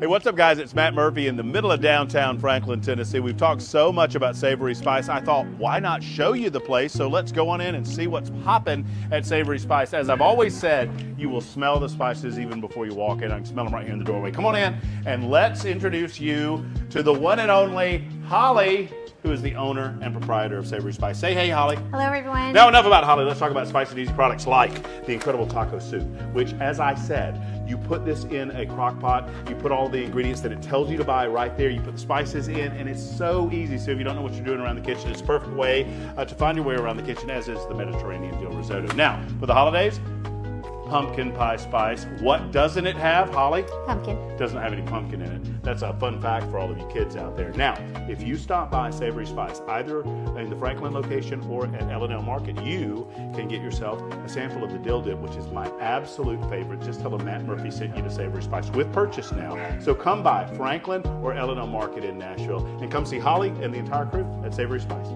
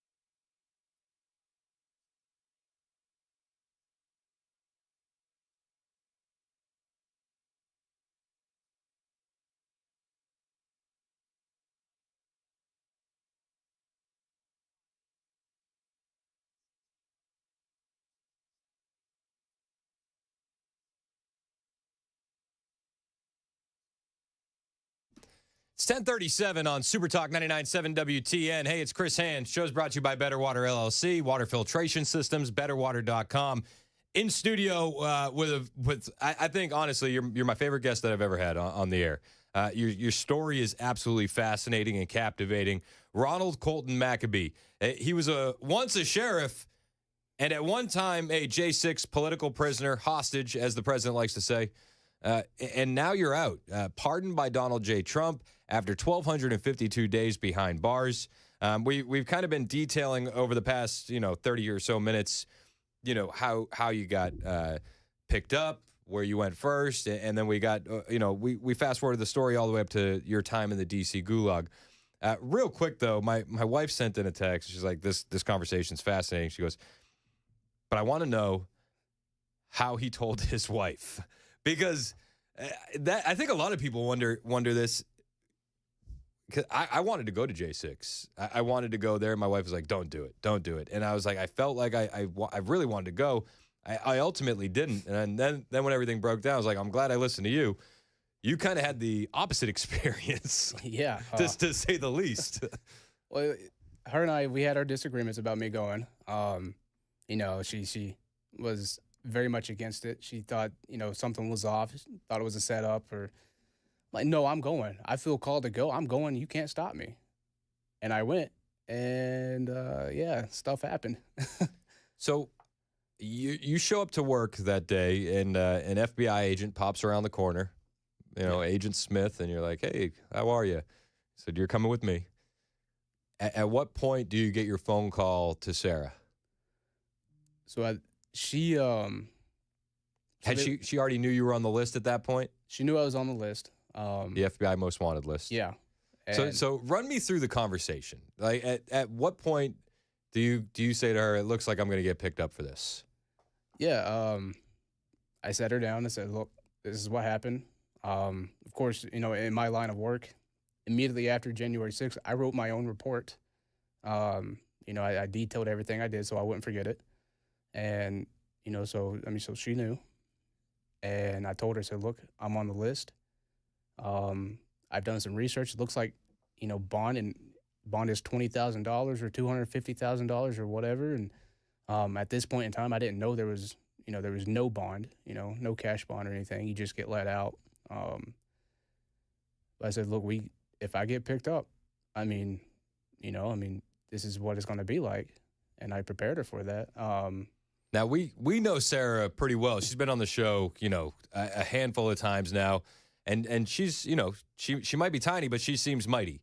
So I can imagine that when she gets a little bit pissed off, she's a force to be reckoned with. Is that what the conversation kind of went to? Well, she was kind of understanding, but yeah, don't cross her. Don't get her mad. But yeah, she was understanding. She I don't know. It was more of I'm kind of scared to tell her, because what you said, she's tiny but mighty. Yeah. So I got picked up. They didn't allow me to make a phone call at first. I'm like, hey, look, my wife is calling me nonstop. I usually talk to her when I pull into work. And they're like, no, you can't talk to her. I'm like, okay, you guys are going to be in trouble. So after they set me in the office for what seemed like hours, they came and said, all right, we just got, off the phone with your wife. I said, well, am I better off going to jail or going home? So how mad is she? Yeah. And he's like, well, you go to jail and you're going to go to jail. You're going to bond out. You're going to get home and you need to make it up to her. I'm like, well, that sounds like a great idea. So let's get this show on the road. Well, I went to jail, but I never went home. They wouldn't allow me to go home. So at a certain point, they thought you were going to, even the guys that picked you up thought you would bond out. Yeah, for sure. In fact, the agent, he said, you will get bond. Well, I actually did win my first bond hearing, and the government appealed it, and my trial judge overruled the judge here's decision to let me out, and in the process, calling me terrorist, so that just kind of solidified his thinking. Yeah. You know what you're up against at that point, right? Yeah, do I? When your own trial judge calls you a terrorist and it's in open court, it's like, okay, for sure not getting a fair trial. Yeah. How does that, how can a judge say that and keep up the illusion of a fair trial? Well, right. Well, shortly after he said that, he got kicked off of all Gen 6 cases, and I got, reassigned to another judge. He decided to keep his comments to himself. Yeah, but it didn't exactly change the outcomes. No, for sure. Even fast forwarding to trial, even then sitting in trial, I looked over to my lawyer. I said, look, man, I'm guilty of all charges. They're gonna convict me. They have a 99% conviction rate of all January 6ers. Even though I didn't do this, I'm guilty. He said, no, don't think of it. I said, no, look at them. They're mad at me. Even when we picked the jury was like, they're victims. They can't put aside their biasness and stuff like that. And where is this trial happening? Right across the street from the Capitol. So the thought that you could get a jury of your peers is essentially out the window. Yeah, they're not my peers. They don't think like I do. Yeah. So then we'll fast forward a little bit. So you're spending time in the D.C. gulag. You're kind of getting into a routine there. How long were you in D.C.? The first time I was there for, I think, almost a year. In fact, I had an incident that happened, and I can't go too much into detail right now about it because we are doing some legal work on it. So for almost a year, get pulled out, did some diesel therapy, and then they brought me back. So where did you go in between? I went to a place in Virginia called Orange County, and then I was there for, I think, 6 months, became a trustee, did laundry, had a great routine, started working out. And then I went to Alexandria where I was locked down 23-1 for a few months. So that's gotta mess with you mentally. So like you're in the DC gulag, you get used to that. Then you go to a different prison where you have a little bit more freedom. It sounds like it sounds right. You're a trustee. Yeah, it was actually kind of weird because after being in DC, so in DC we couldn't leave the unit unless we were being escorted to medical. We couldn't even interact with anybody. So when I got to Virginia, Orange County, I met a couple guys there, a couple of J6ers, and finally, so one went to prison, the other one, him and we talked. I said, look, I'm going to trustee if they come talk to me. I can't just sit in a unit. I've been sitting in a unit forever. And so they actually came and talked to me. I said, look, I ain't going to food service. I am not going to work in the kitchen because I'm fat. You know, at that point in time, I said, I'm fat and I'm trying to lose all this weight. So I said, you know, I'm going to go laundry. And so they came and got me. I could leave the unit. I could go anytime I wanted to, as long as, you know. So I would leave, do my job, come back. And then if they needed any more help, I could leave. I just had to knock on the door and they would let me out, you know, as a trustee, which was like so weird to me, you know, being on both sides of the wall. It's like, you trust me this much as an inmate, you know, like, this is crazy. So how long did you spend in Orange County? I think that was, 6 months. 6 months, and you're kind of, you have a, you know, a taste of freedom, I guess, you know, at least the illusion of it, you know, at the very least. And from there, then you get transferred to Alexandria. Right. And then they immediately put you on a 23-and-1? Yeah, so in fact, at Orange County, they woke me up and said, hey, you have court. I said, no, I don't. He said, no, you got court, so okay. So I left all my belongings, got out to the front. He said, you're getting transferred. So I just left all my stuff back in the unit. Can I get it? You can get some of the stuff, not all of it. So I got my paperwork and stuff and my Bible, and I shipped that back home. So yeah, they dropped me off at Alexandria, and I'm actually in holding in the booking area for 7 days. Like they put me in a room in the back. I had a stone bed. I had a half of a suicide blanket to cover myself up with, and the lights stayed on forever. I'm like, what the heck's going on here? So I'm knocking on the door, like, hey, get me out of here. Oh, we don't have room for you. Then why'd you send me here? You know, like. Explain what a suicide blanket is. So a suicide blanket is it's non-rippable. You can't rip it up. You can't cut it. It's basically so you can't hang yourself. And mine was like, it looked like it was for a toddler. I mean, it was that small. You know, I had no pillow. I had a very thin mattress, like maybe an inch, you know, and they just threw me in there, you know, camera on me the entire time. I mean, that's the weirdest part, is going to the bathroom with a camera on you, knowing that they're looking at you. You know, that's just, I'm kind of, you know, a prude. I'm modest and you know, all that. You're a little poop shy. Yeah. I mean, yeah. So I'm sitting here covering myself up with a blanket and like looking at the camera, making eye contact with them, you know, because I know they're watching me, or I think that they do. You know? That's got to be awkward. Well, it's like if I sit too long or if I sit too little, I mean, like, oh my gosh, where's the soap? Now it looks like I'm a dirtbag. I'm going to wash my hands with just water and no soap. I'm like, this is crazy. You know, like, they didn't give me anything. So this is in Alexandria. Yeah. And then you're in that cell 23 hours a day, and you get out for 1 hour. Yeah, so for those 7 days, I was locked in there for 24 hours until they made room for me inside of a unit.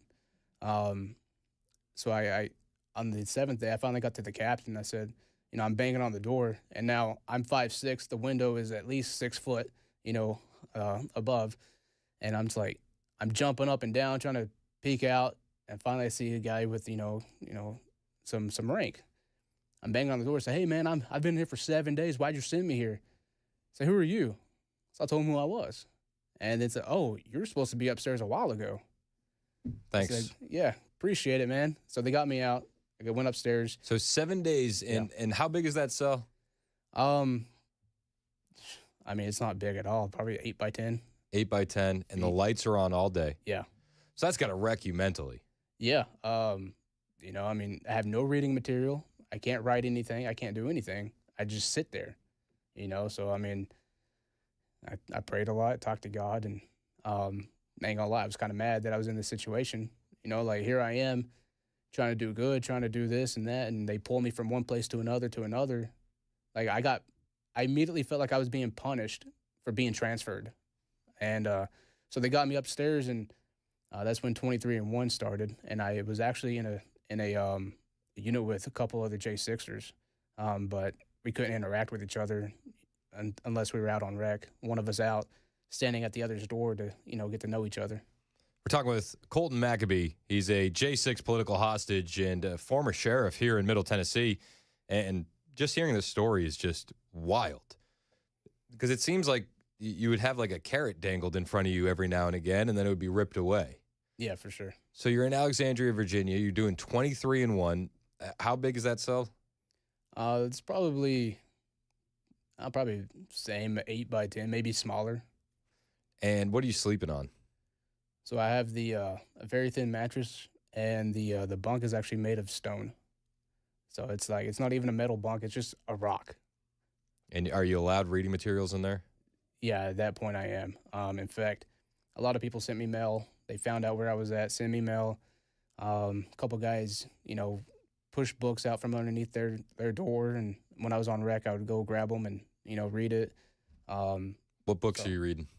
Anything and everything. I actually found one about Thomas Jefferson and Samuel Adams. Like, well, this seems appropriate. So I read that because I didn't know that they're actually from that area. Yeah. So I learned a little bit of history while I was inside. And of course, positive mental attitude books. I'm in a negative environment. I want to keep my mind sharp. I want to keep it positive as much as I can. So I'm reading, 7 Habits of by Stephen Covey and some other books. But yeah, just a lot of reading time. How do you stop? Well, I guess first, how long are you in the 23-1? That was I think 2 to 2.5 months. 2.5 months, yeah. Plus the 7 days on top where you were in full isolation, 24 hours a day. Right. How do you keep yourself from going absolutely insane? Because I can imagine that's no small mountain to climb. Yeah, for sure. A lot of push-ups, a lot of staring yourself in the mirror, and it's like talking to yourself and trying to pump yourself up, and a lot of prayers. Now, granted, when I was out, I could make the phone calls, and I would call my wife. A lot, probably a lot more than what she was used to when I was at DC. But she was my saving grace, her and God. And as you're talking to your wife and you're hearing what she's doing on the outside, how she's created this Stand in the Gap Foundation, how she's raising money for appellate lawyers, how she's raising money for other families for flights to go visit their family members that are shipped off to random prisons. She's going to Mar-a-Lago and she's speaking with, prominent politicians about the J6 political prisoner issue. What runs through your mind there? What are your thoughts? I'm just super proud of her. I mean, she's living, something that I would like to experience. I mean, she's meeting all these guys that are prominent people, but at the same time, they're just people. They put their pants on just like I do. But with her helping, that actually impressed me more because she was allowing families to reunite, and she was paying for it first out of pocket, and then she, was getting donations sent in. But when she came and visited me, and when she came to my court, it was all on her own dime. So she wouldn't use it on me, but she would use it on other people, and I think that was the best possible way to do that. But yeah, it was more of I'm super proud of the woman that she became. She rose up to the challenge and overcame it. Yeah, I mean, her story is inspirational on its own, and we've talked to her several times, and I'm always impressed with her strength. Did that strength carry you? Yeah, for sure. I mean, now I have to, I say it jokingly, but live up to her shadow, But I mean, she's doing this because I put her in a situation that I shouldn't have put her in, and a lot of women, a lot of the spouses actually ran, but she didn't. She stuck in, and I'm very thankful for that. Is there a sense of guilt while you're sitting in there? Yeah, for sure. I mean, I didn't want to put my family through this. They've been harassed, and especially when you start trying to do something good and, allow, visits or just paying, for things, helping people, trolls come out. And I don't understand that. I mean, we're trying to make a positive impact on people's lives. And, it's like, I'm putting her through that. I'm putting her through the, the guilt, the shame, or what have you. And, I feel like I'm embarrassed because I'm sitting in prison and she's out here having to live her life, and I run through the scenarios in my head because I have nothing else better to do of other people just coming up to her and just trash talking her or whatever. And, as a man, I want to defend her honor, and there's nothing I can do about it. So, I mean, it was kind of driving me crazy. So I had to stop thinking about that. Yeah, I'm sure even the what ifs are driving you just as crazy. You got a little bit more time? For sure. I think we can cover a little bit more. Alexandria wasn't your last stop. No, not by a long shot. All right, we'll cover this more on the other side. It's 10:55 on Superstock 99.7 WTN.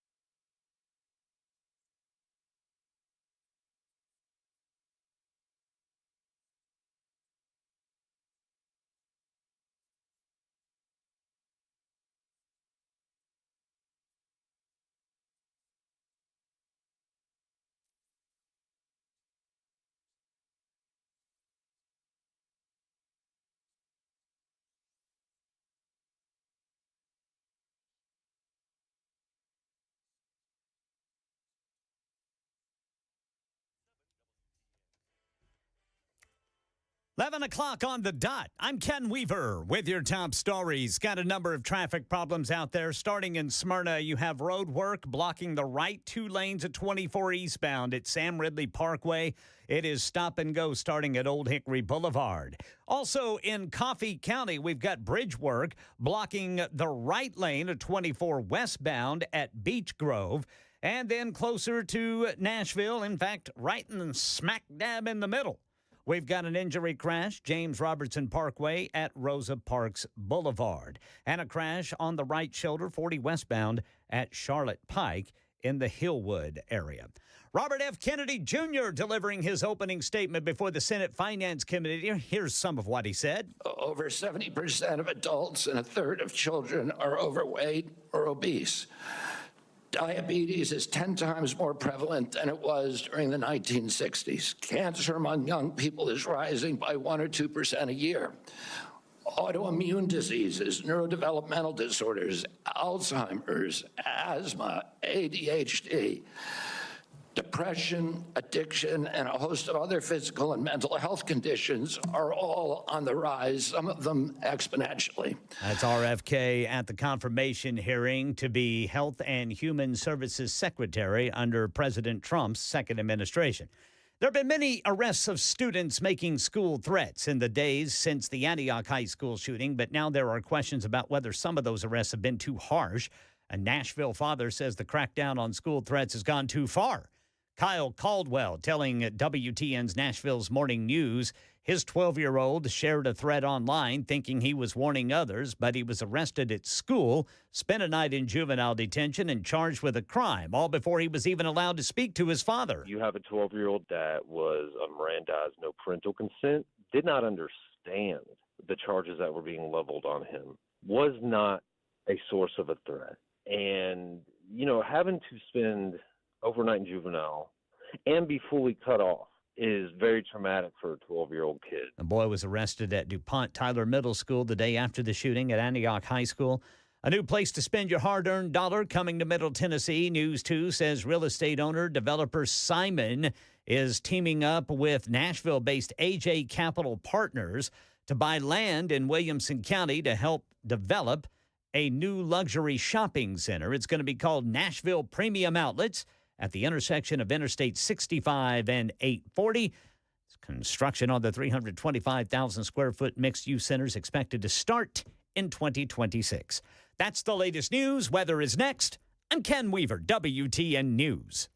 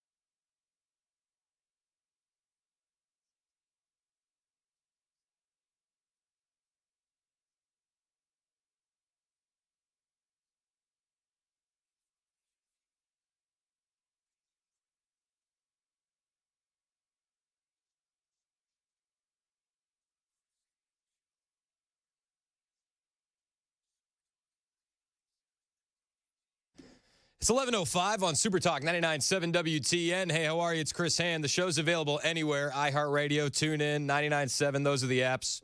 You can watch us live on Facebook, YouTube, Twitter, Twitch. Podcasts will be available on Apple and Spotify. And I'm in studio with a very, very great guest, and he's been just kind enough to share his story and spend some time with us, Ronald Colton Maccabee. The name may sound familiar to you because he is a J6 political hostage, and he was once a sheriff in Middle Tennessee. And we've just kind of been detailing his experience, and I feel like even though we've talked for an hour now, we've just scratched the surface. Yeah, I mean, there's a lot more to cover. So thank you for spending as much time as you have. I appreciate it. And I think that a lot of people are interested in this story because we only hear what we hear. And we don't really get these firsthand accounts very often with as much information as you're willing to provide and that firsthand knowledge. So the last time we were talking, before we hit break, you were spending time in Alexandria, Virginia. You were locked down 23 hours a day. You'd get out of the cell for 1 hour a day. That was your third prison at that point? Or fourth, if you count the county jail? 6, I think. Oh, jeez. Yeah. That was way off. Yeah. Wow.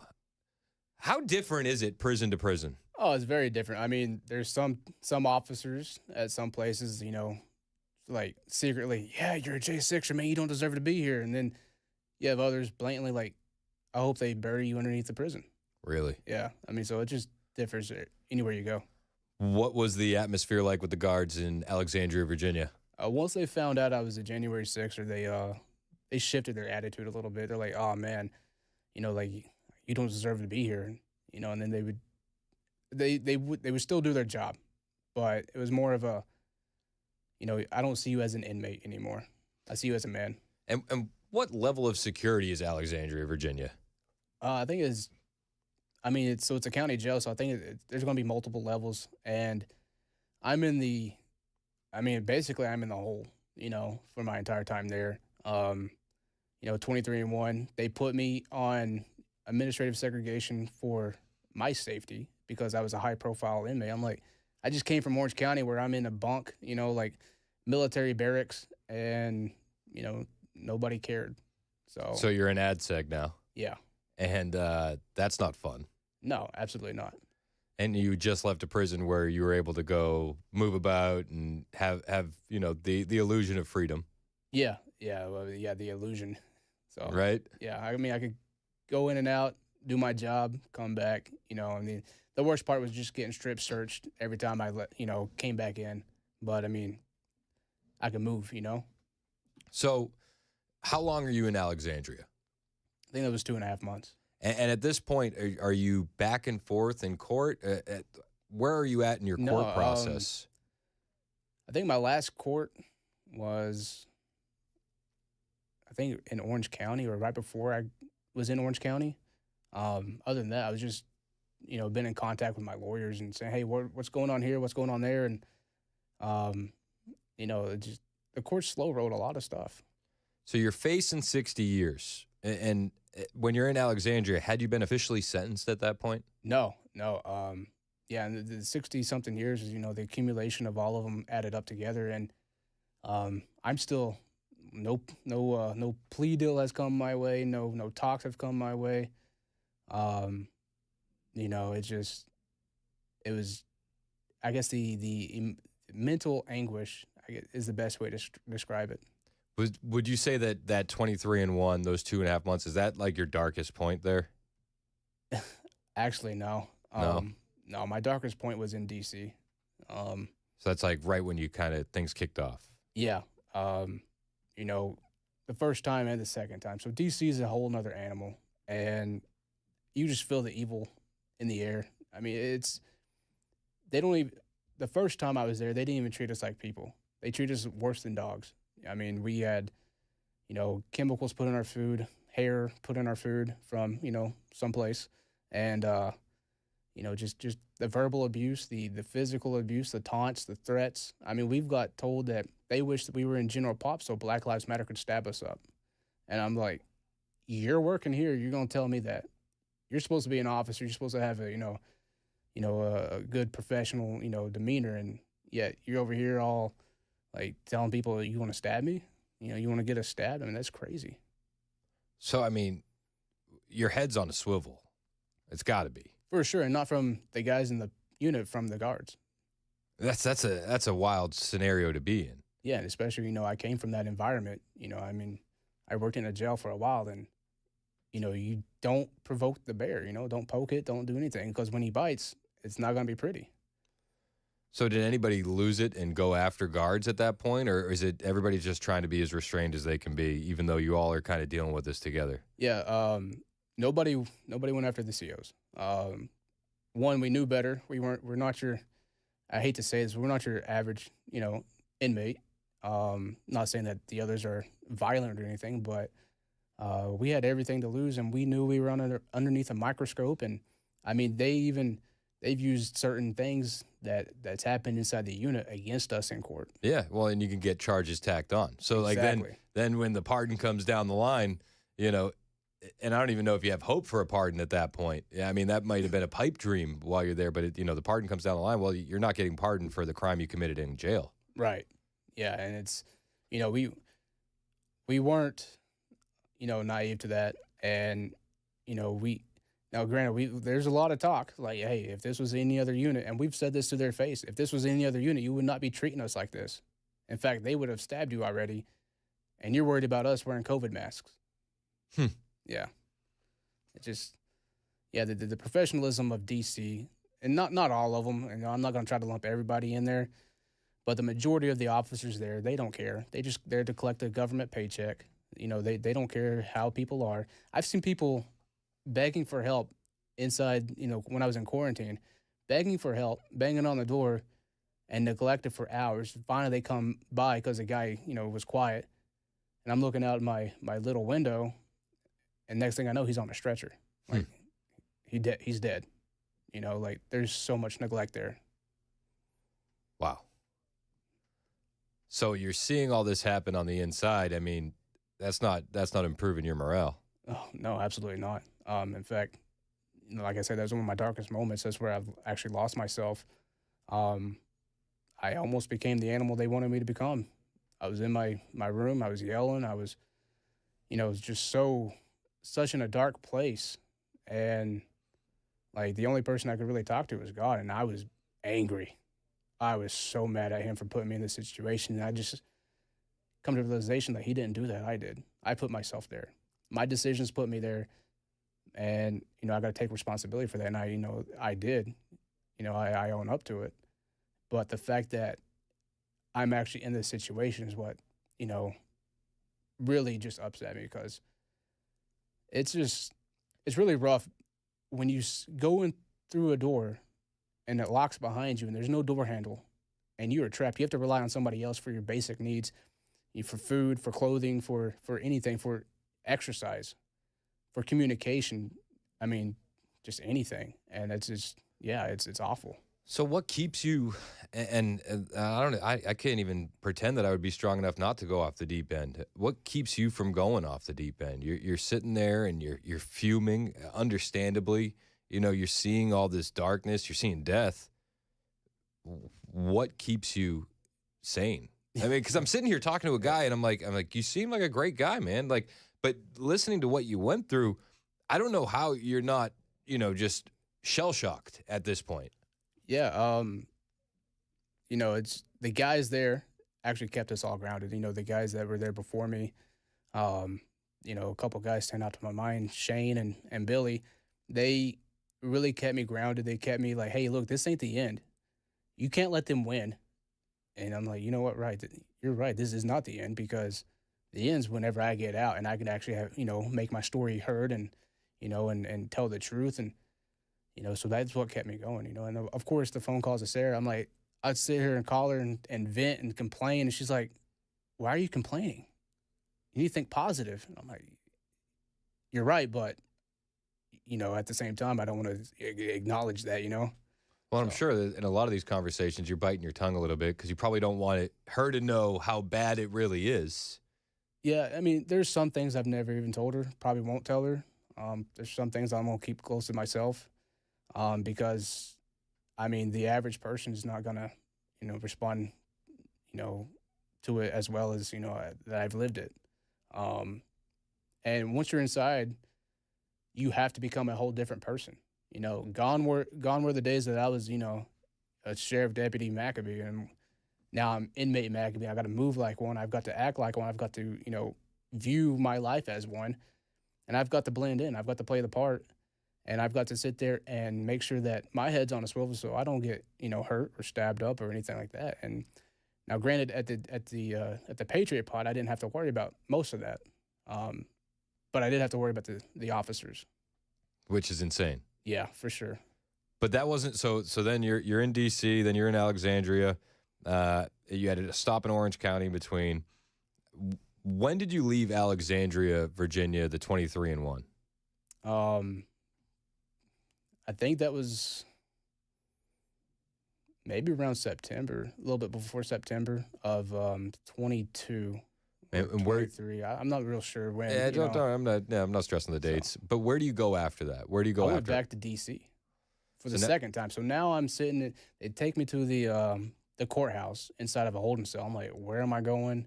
I see a guy come through. The guy, he's from the Patriot Pod, and he's going to court. I said, hey, look, I'm either going to Lewisburg or I'm going to D.C. I don't know which one because they're housing us both there. And he's like, no, you're going to D.C., man. We're going to see you soon. I said, I hope not, but, because I really don't want to be back. I miss the guys. I don't miss the place, Yeah. So ultimately, I went up to D.C., and, yeah, it seems like the whole attitude shifted then, inside the prison with his officers and stuff. In what sense? In a good way or in a negative way? More of respecting us. I would like to say they got red-pilled because now they're with us for that. I mean, that's 2 years, and they're actually seeing we're not terrorists. We're not sitting here, plotting to overthrow the government or anything. We're just regular men who got caught up in something, who love our country, and we show it every night. We're very respectful to, as much as we can to the officers. I mean, you have some officers in there that would go to sleep behind the desk inside, and they're not protected by anything. It's just a desk in open air. And we're like, hey, man, like, you got somebody coming to the front door, you might want to wake up, But we're all these violent terrorists, That's insane. Exactly. So the second trip in D.C. was a lot better than you thought it was going to be. Yeah. So they fired a lot of the people that, would actually mess with us. More respectful. There's, a couple officers stand out. I don't want to say their names because if anybody's listening from D.C., they will be retaliated against because ones that would treat us like men were removed from our unit and banned from coming back, and they just treated with respect. Yeah, it's not like they gave you special treatment. They just treated you normally. Exactly. And that was a bridge too far. Oh, yeah. I mean, you had officers who refused to work our unit because of what they would talk about inside of roll call. And we had one that kind of just let it slip by accident. He said, yeah, everybody thinks you guys are terrorists, but this is the best position to have. I'm like, yeah, because we actually clean, we're respectful, we police ourselves for the most part, and we're not your average criminal. Yeah, you're not worried about some inmate gas bombing you. Exactly. I mean, there's all sorts of awful things in prisons that can happen to guards. And, so I'm sure that they're like, I feel safe in this pod. Yeah, for the most part. And then, you had some that would come on and mess with us. I mean, there's one that would open our door at 12 a.m. when she would come on and do her round. Open our door and slam it. Every dime she came on. And, it just was like, why are you doing this? I'm checking the locks. No, you're not. You're waking us up. You're harassing us. It's cruel and unusual. Yeah, and then she would wait an hour for when breakfast would come. She would wait an hour before they pass it out. So now we have cold breakfast or, half the stuff was missing or anything like that, and it's just like she did not care about her job. It's wild. But that wasn't your last stop. No, I went to Philadelphia, then, Oklahoma, Missouri, and then Rochester, Minnesota. Wow. At what point, what prison are you in when you find out that you're sentenced to 6 years? Yeah, I'm in D.C. So round two? Yeah, round two, D.C. I'm I think over 2 years in, and my trial was in September, I believe. I got convicted of all charges during trial. Then in February 29th of 24, I got sentenced to 6 years, and shortly thereafter, I got, shipped out. And then you got sent to Philadelphia after that? Yeah, Philadelphia for about 2 months, and then Oklahoma. Did you think Philadelphia was going to be a long-term landing spot, or you knew it was transitional? Well, I knew it was transitional. It's actually a female's prison, but they house men there to fly them out because of the airport right there. Got you. And so I'm in now. I'm not the your average person in there. I'll just leave it at that. I stand out, and it was kind of rough. My day would start at 6 a.m. and end at 6:15 a.m. because that's when I called my wife, and then I just went back to my room where I just walked around the little basketball court they had and stayed to myself because I have nothing in common with these guys. These guys are, they're carjackers, they're gangbangers, they're murderers. Some of them. I'm like, I don't even want to talk to you guys, but I got to know a couple of them, and I hate to say that they're nice guys, but I mean, despite what they did, they were nice on the inside to me. Yeah, I mean, hey, you can only judge them by what you see, right? Right. I mean, and at that point, it's like you're just looking for conversation. Yeah, for sure. You know what I mean? Like, yeah, and being the minority for the first time in my life, I'm just like, wow, this is crazy. This is actually how it feels. So I got a lot more questions for you, and I kind of want to know what the process was when you start seeing that Trump might have a chance of winning, when he makes those promises of pardons, and then when he wins the election, and what that felt like for you.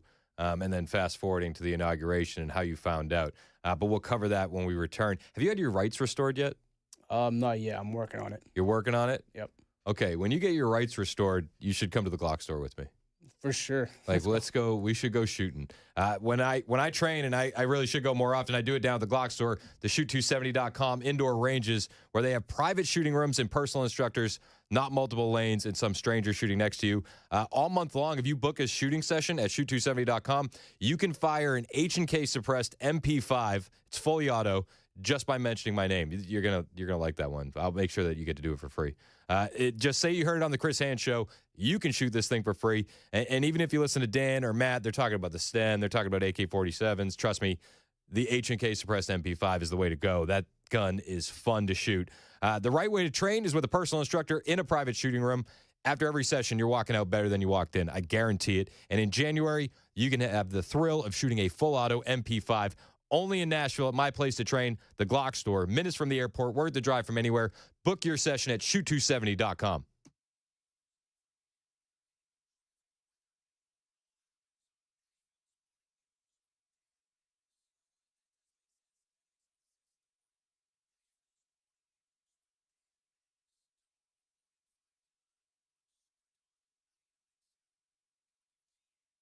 The guaranteed offer is the easiest way to sell your home. It's really simple. We bring you an all-cash offer. You close in as little as 21 days.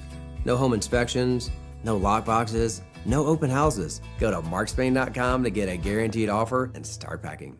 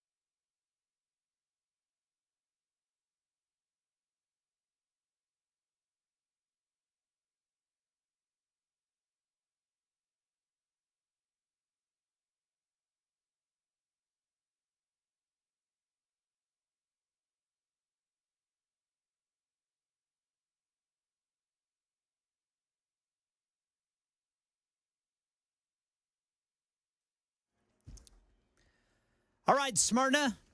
Still got that road work blocking the right 2 lanes at 24 eastbound at Sam Ridley Parkway. It is stop and go starting at Old Hickory Boulevard. And in Coffee County, bridge work got the right lane blocked there 24 westbound at Beach Grove. Tennessee lawmakers back at work in their special session today, and there has been new developments regarding that bill banning sanctuary cities. We'll tell you about it at 11:30 on Super Talk 99.7 WTN. Thank you, Ken Weaver. It's 11:27 on Super Talk 99.7 WTN. The show's brought to you by Better Water LLC, water filtration systems, betterwater.com. You know why you need a water filter, right? I don't like them putting chemicals in the water that turn the friggin' frogs gay. Betterwater.com. I'm in studio with Colton Maccabee. I did that for a laugh, to lighten the mood a little bit. Colton Maccabee is a pardoned J6er. He's a patriot. He was a hostage for years. We were talking about whether or not he's had his rights restored, and he's trying to go through that process. So during the break, I just wanted to jump in and say I reached out to Blackburn's people, Haggerty's people, and Tim Burchett. Blackburn's people said we can have our lawyers reach out. Tim Burchett said have him call my office and ask for Sarah. So we're going to speed that up for you. All right. Well, I appreciate it. Thank you. Absolutely, man. I think you've been through enough. Yeah, that's putting it lightly. Honestly. I can't even begin to wrap my head around what you've been through. And I'm sorry that you went through it. It's disgraceful, honestly. And so we're going to do what we can here to help you out. Where were you when you heard for the first time Donald Trump on the campaign trail promise to pardon J6ers? I'm not sure exactly where I was at, but I can tell you during the inauguration when he said he was going to pardon us at the when he went to the arena, I was sitting right in front of the TV and I was not moving. I didn't even go to dinner. I was going to make sure that he was signing that pardon. Was there a bit of I don't know. I don't want to say like hesitation, but more like tempering of expectations a little bit? Yeah, so I decided not to get my hopes up and, pretend I'm going to do my time without a pardon. I would rather be surprised than disappointed. So I went in with that mindset. And, whenever he said he's going to pardon us, I'm like, that's great. We'll see. Because then I heard, case-by-case basis, I've heard, well, not the violent ones. And I'm like, well, I'm not violent, but I am on paper. But so I might be a case-by-case basis. Well, who knows? So I just decided to do my time without that in my mind of being pardoned. It's probably the best thing to do for you mentally. You don't want to set yourself up for a letdown. Yeah, and what if I didn't get pardoned? I'd be sitting in prison right now, like, going crazy because, I would have got my hopes up. Yeah. I mean, I tempered my expectations too, and I remember I mentioned your case specifically. I said he may be one of the case-by-case basis. Yeah, and I'm not gonna lie, I was scared. I called my wife. Like, do you think I'm a case by case? Do you think I'm a full pardon? She's like, you know what? Just do your time. Just remain calm. And no, you're getting out. I'm like, oh well, thank you, appreciate that. All right, I want to talk about the feeling that you had when you got the pardon when we get back right here on Super Talk 99.7 WTN.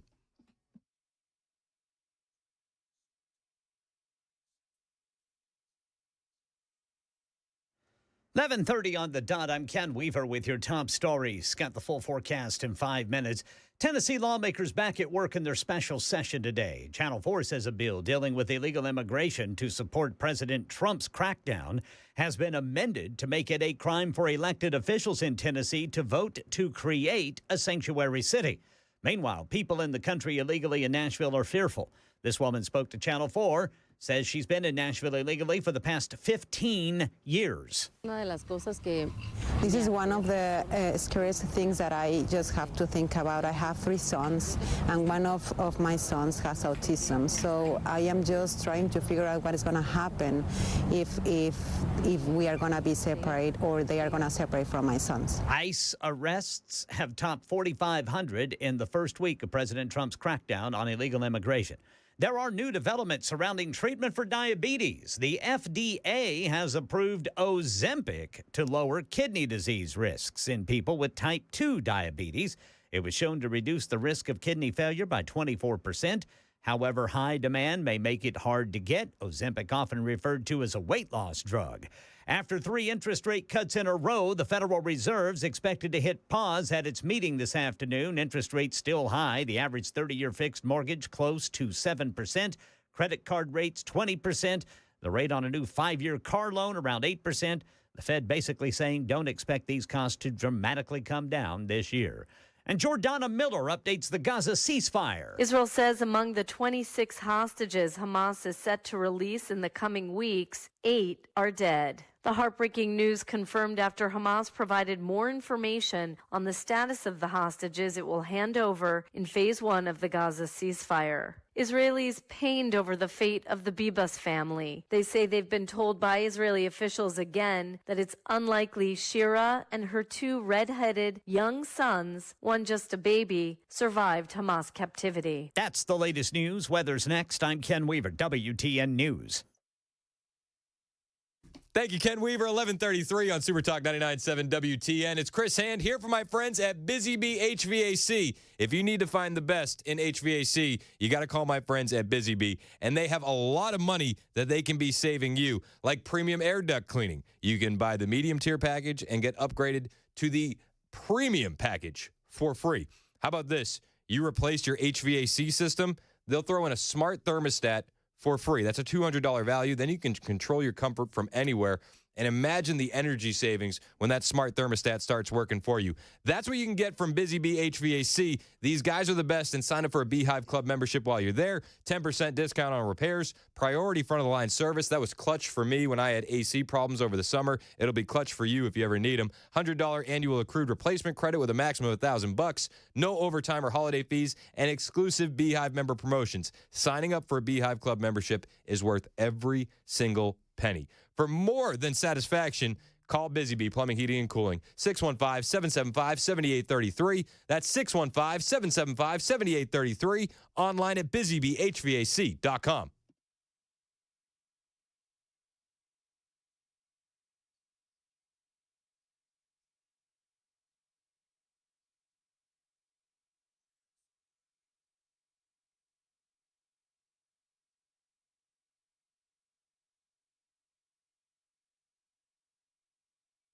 Hey, what's up, guys? It's Matt Murphy in the middle of downtown Franklin, Tennessee. We've talked so much about Savory Spice. I thought, why not show you the place? So let's go on in and see what's popping at Savory Spice. As I've always said, you will smell the spices even before you walk in. I can smell them right here in the doorway. Come on in, and let's introduce you to the one and only Holly, who is the owner and proprietor of Savory Spice. Say hey, Holly. Hello, everyone. Now, enough about Holly. Let's talk about spicy and easy products like the incredible taco soup, which, as I said, you put this in a crock pot, you put all the ingredients that it tells you to buy right there, you put the spices in, and it's so easy. So if you don't know what you're doing around the kitchen, it's a perfect way to find your way around the kitchen, as is the Mediterranean dill risotto. Now, for the holidays, pumpkin pie spice. What doesn't it have, Holly? Pumpkin. Doesn't have any pumpkin in it. That's a fun fact for all of you kids out there. Now, if you stop by Savory Spice, either in the Franklin location or at L&L Market, you can get yourself a sample of the dill dip, which is my absolute favorite. Just tell them Matt Murphy sent you to Savory Spice with purchase now. So come by Franklin or L&L Market in Nashville and come see Holly and the entire crew at Savory Spice.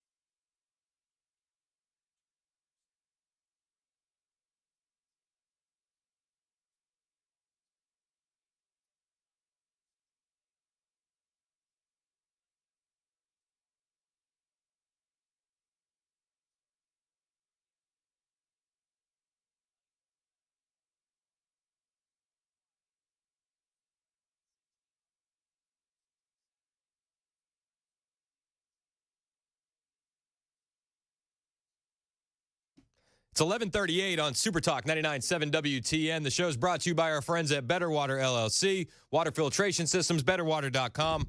You can trust those guys, good guys. I'm in studio with a great guy, Colton McAbee, J6 political hostage, who is now a free man thanks to the pardon from Donald J. Trump. And we have covered a lot in this past hour and a half, and it still feels like we haven't covered anything.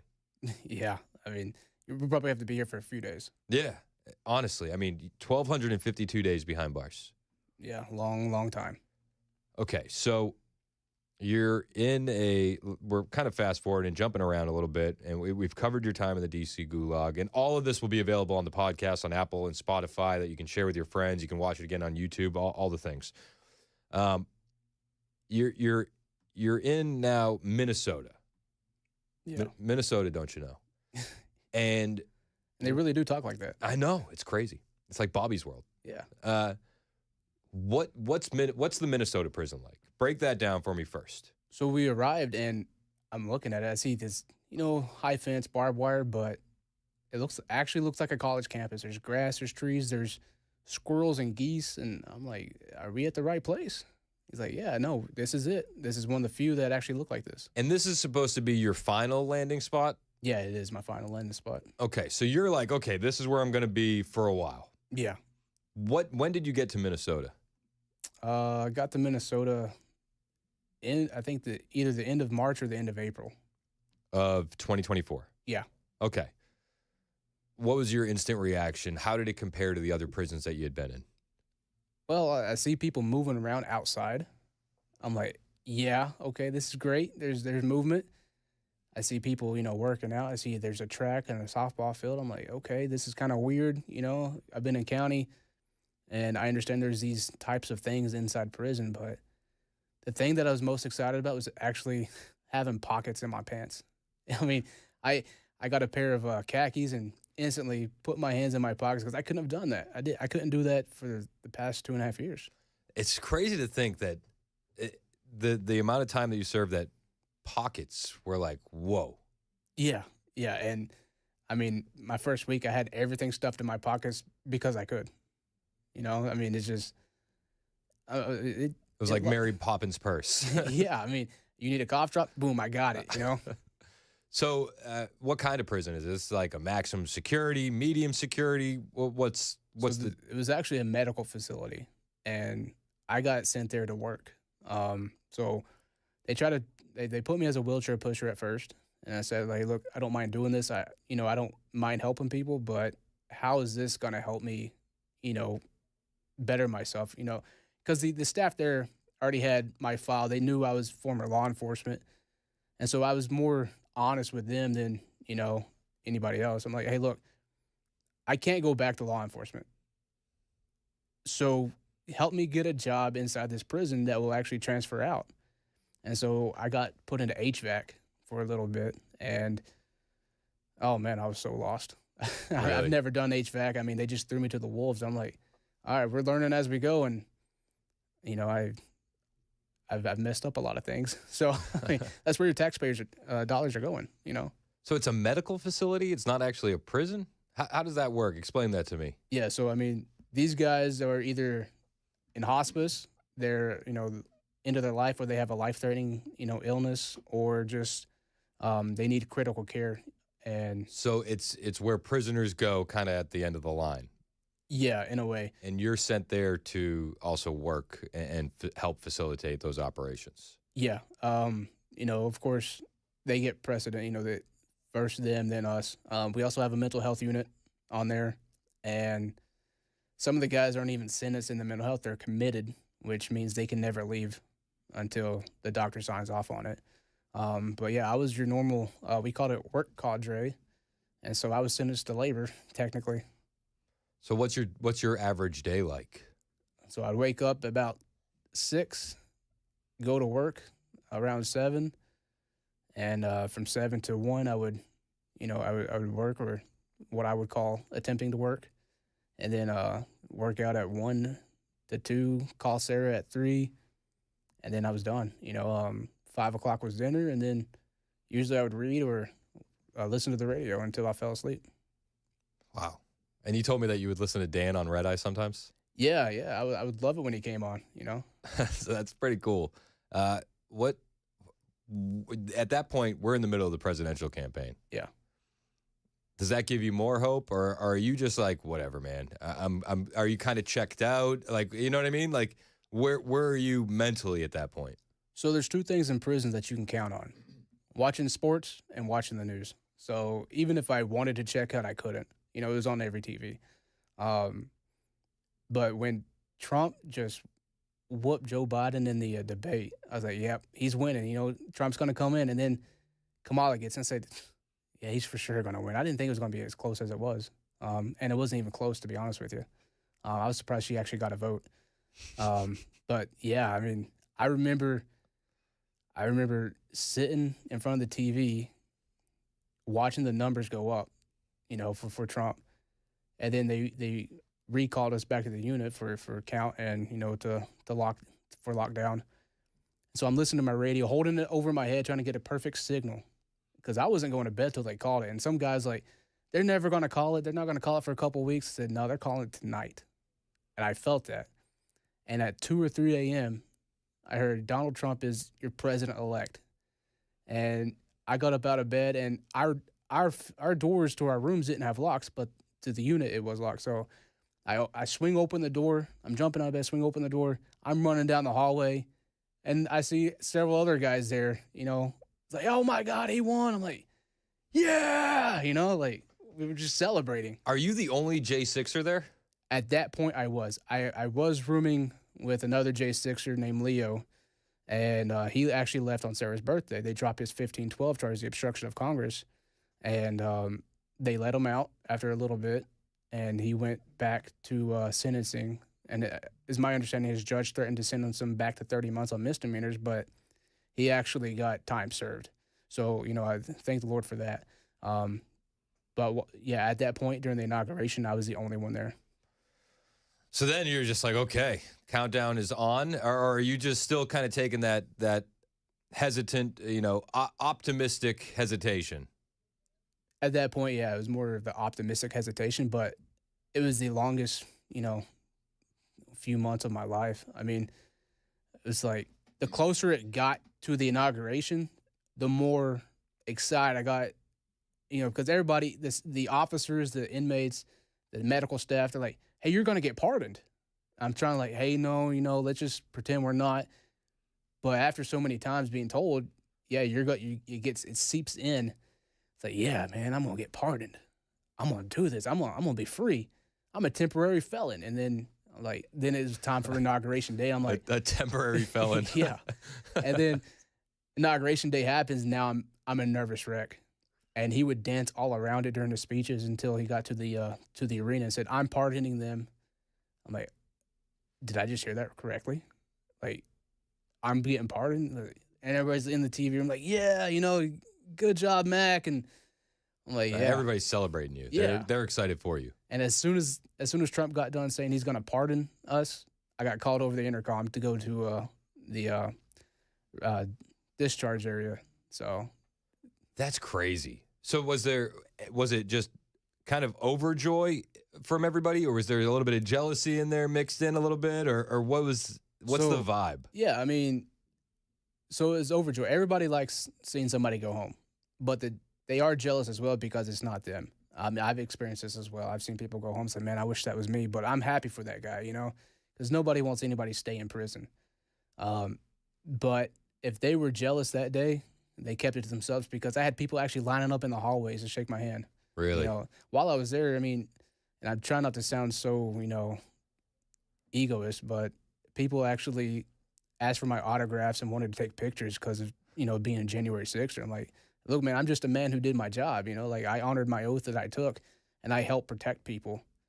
But, I mean, sure, I'll sign this. Just don't let me find it on eBay. So, all right, what's the process like? They call you over the intercom, and then what happens? You get called into an office, and it's like a warden there, or how does that work? So that was that Monday. My wife and my mother-in-law came to visit me. That's how we did our visitation Saturday, Sunday, Monday. on my way to visitation that morning, I got called into an office and, hey, look, there's a chance that you will get pardoned today. We're just going to go ahead and get the paperwork ready just in case it happens. How cool is that? Because there's some horror stories of people that were like being delayed on their pardons. Yeah, I mean, I honestly, I wish he didn't even say it because, I mean, we watched the inauguration at visitation. Yeah. I'm a nervous wreck. I'm like barely talking to anybody. You know, we're all glued to the TV. I'm shaking. Like, you know, just say the words. I want to hear the words. And then my cellmate, who's also the photographer there for visitation, he comes over and says, hey, look, they just leaked it that you guys are getting blanket pardons. I'm like, I want to believe you, but I can't right now.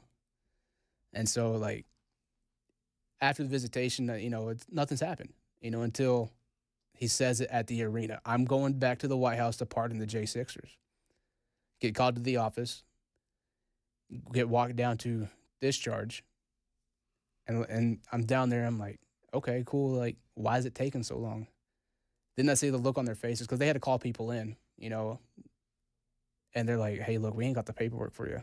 I don't know why somebody jumped the gun to get you down here, but we're going to send you back.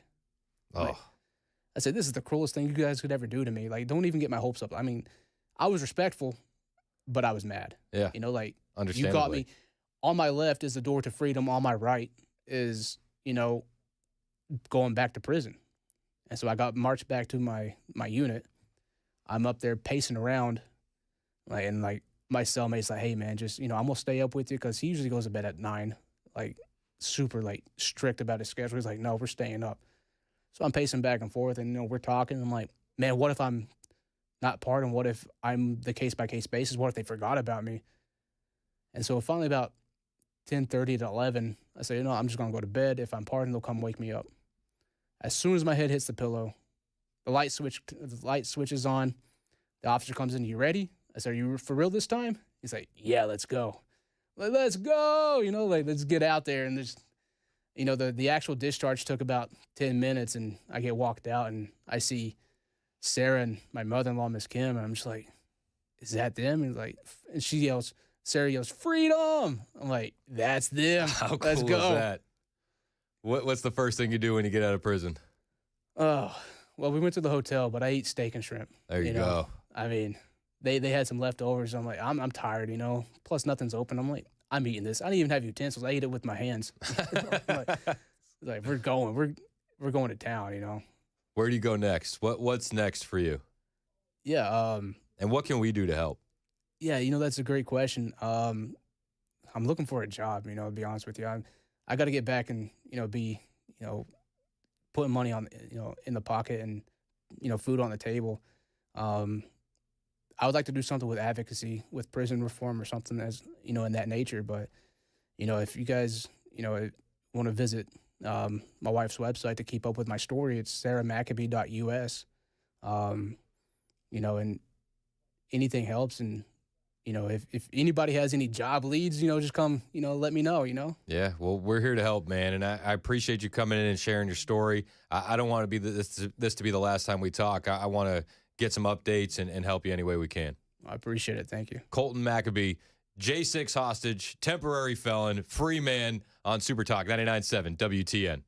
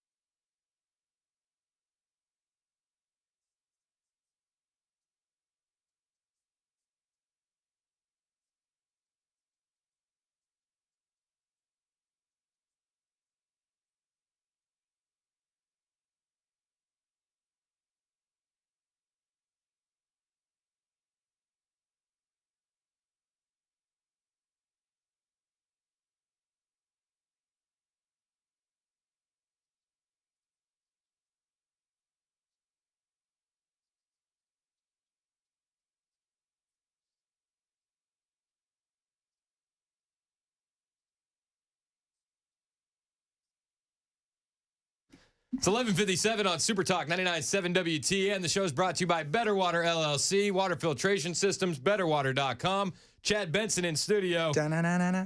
I've missed some of this RFK hearing. Have you watched any of it? I watched a little bit of it. Savage. Nobody should get vaccines. It's not what he said, but it's funny. It is funny. Just do some research. There was, of course, you can't have a hearing anymore without somebody running in screaming about climate change or something ridiculous like that. The crazy thing is, like, RFK probably is closer to them on climate change than they even agree, than they even know. But because he was appointed by the Orange Man. That's the whole thing. I don't think people even understand. MAGA, if he wasn't appointed by the orange guy, Trump, you would hate 99% of the stuff about him. He's so progressive. Yeah. His take on abortion is not very progressive. It's pretty much what the rest of the world thinks. But on climate change, on like all kinds of stuff, he is He's a rabid leftist. Yeah. But he's also somebody that stands up and says, nah, I don't buy a lot of this crap. And Trump goes, yeah, you'll be a disruptor, and I want a disruptor in this place. Yep. And we need it.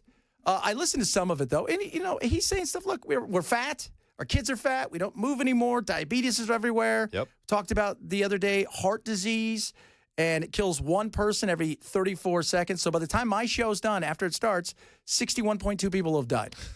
It's insane. And here's the thing. It's just keep them hyper-focused on health and food. That's the move. Yeah. That's the move. But these lunatics on the left, they're like, oh, Orange Man appointed him. It's like Obama almost appointed him to the EPA. Yeah. Yeah, because he's radical with that, too. He is. Climate change and stuff like that. But the disruptor that needs to be is that because there's true issues with our healthcare system, and he's right on a lot of it. Is he right on all of it? No, nobody ever is. Does he have some good takes on vaccines? Yes, we give way too many. Do I like measles? No. So let's be realistic on what we need to do.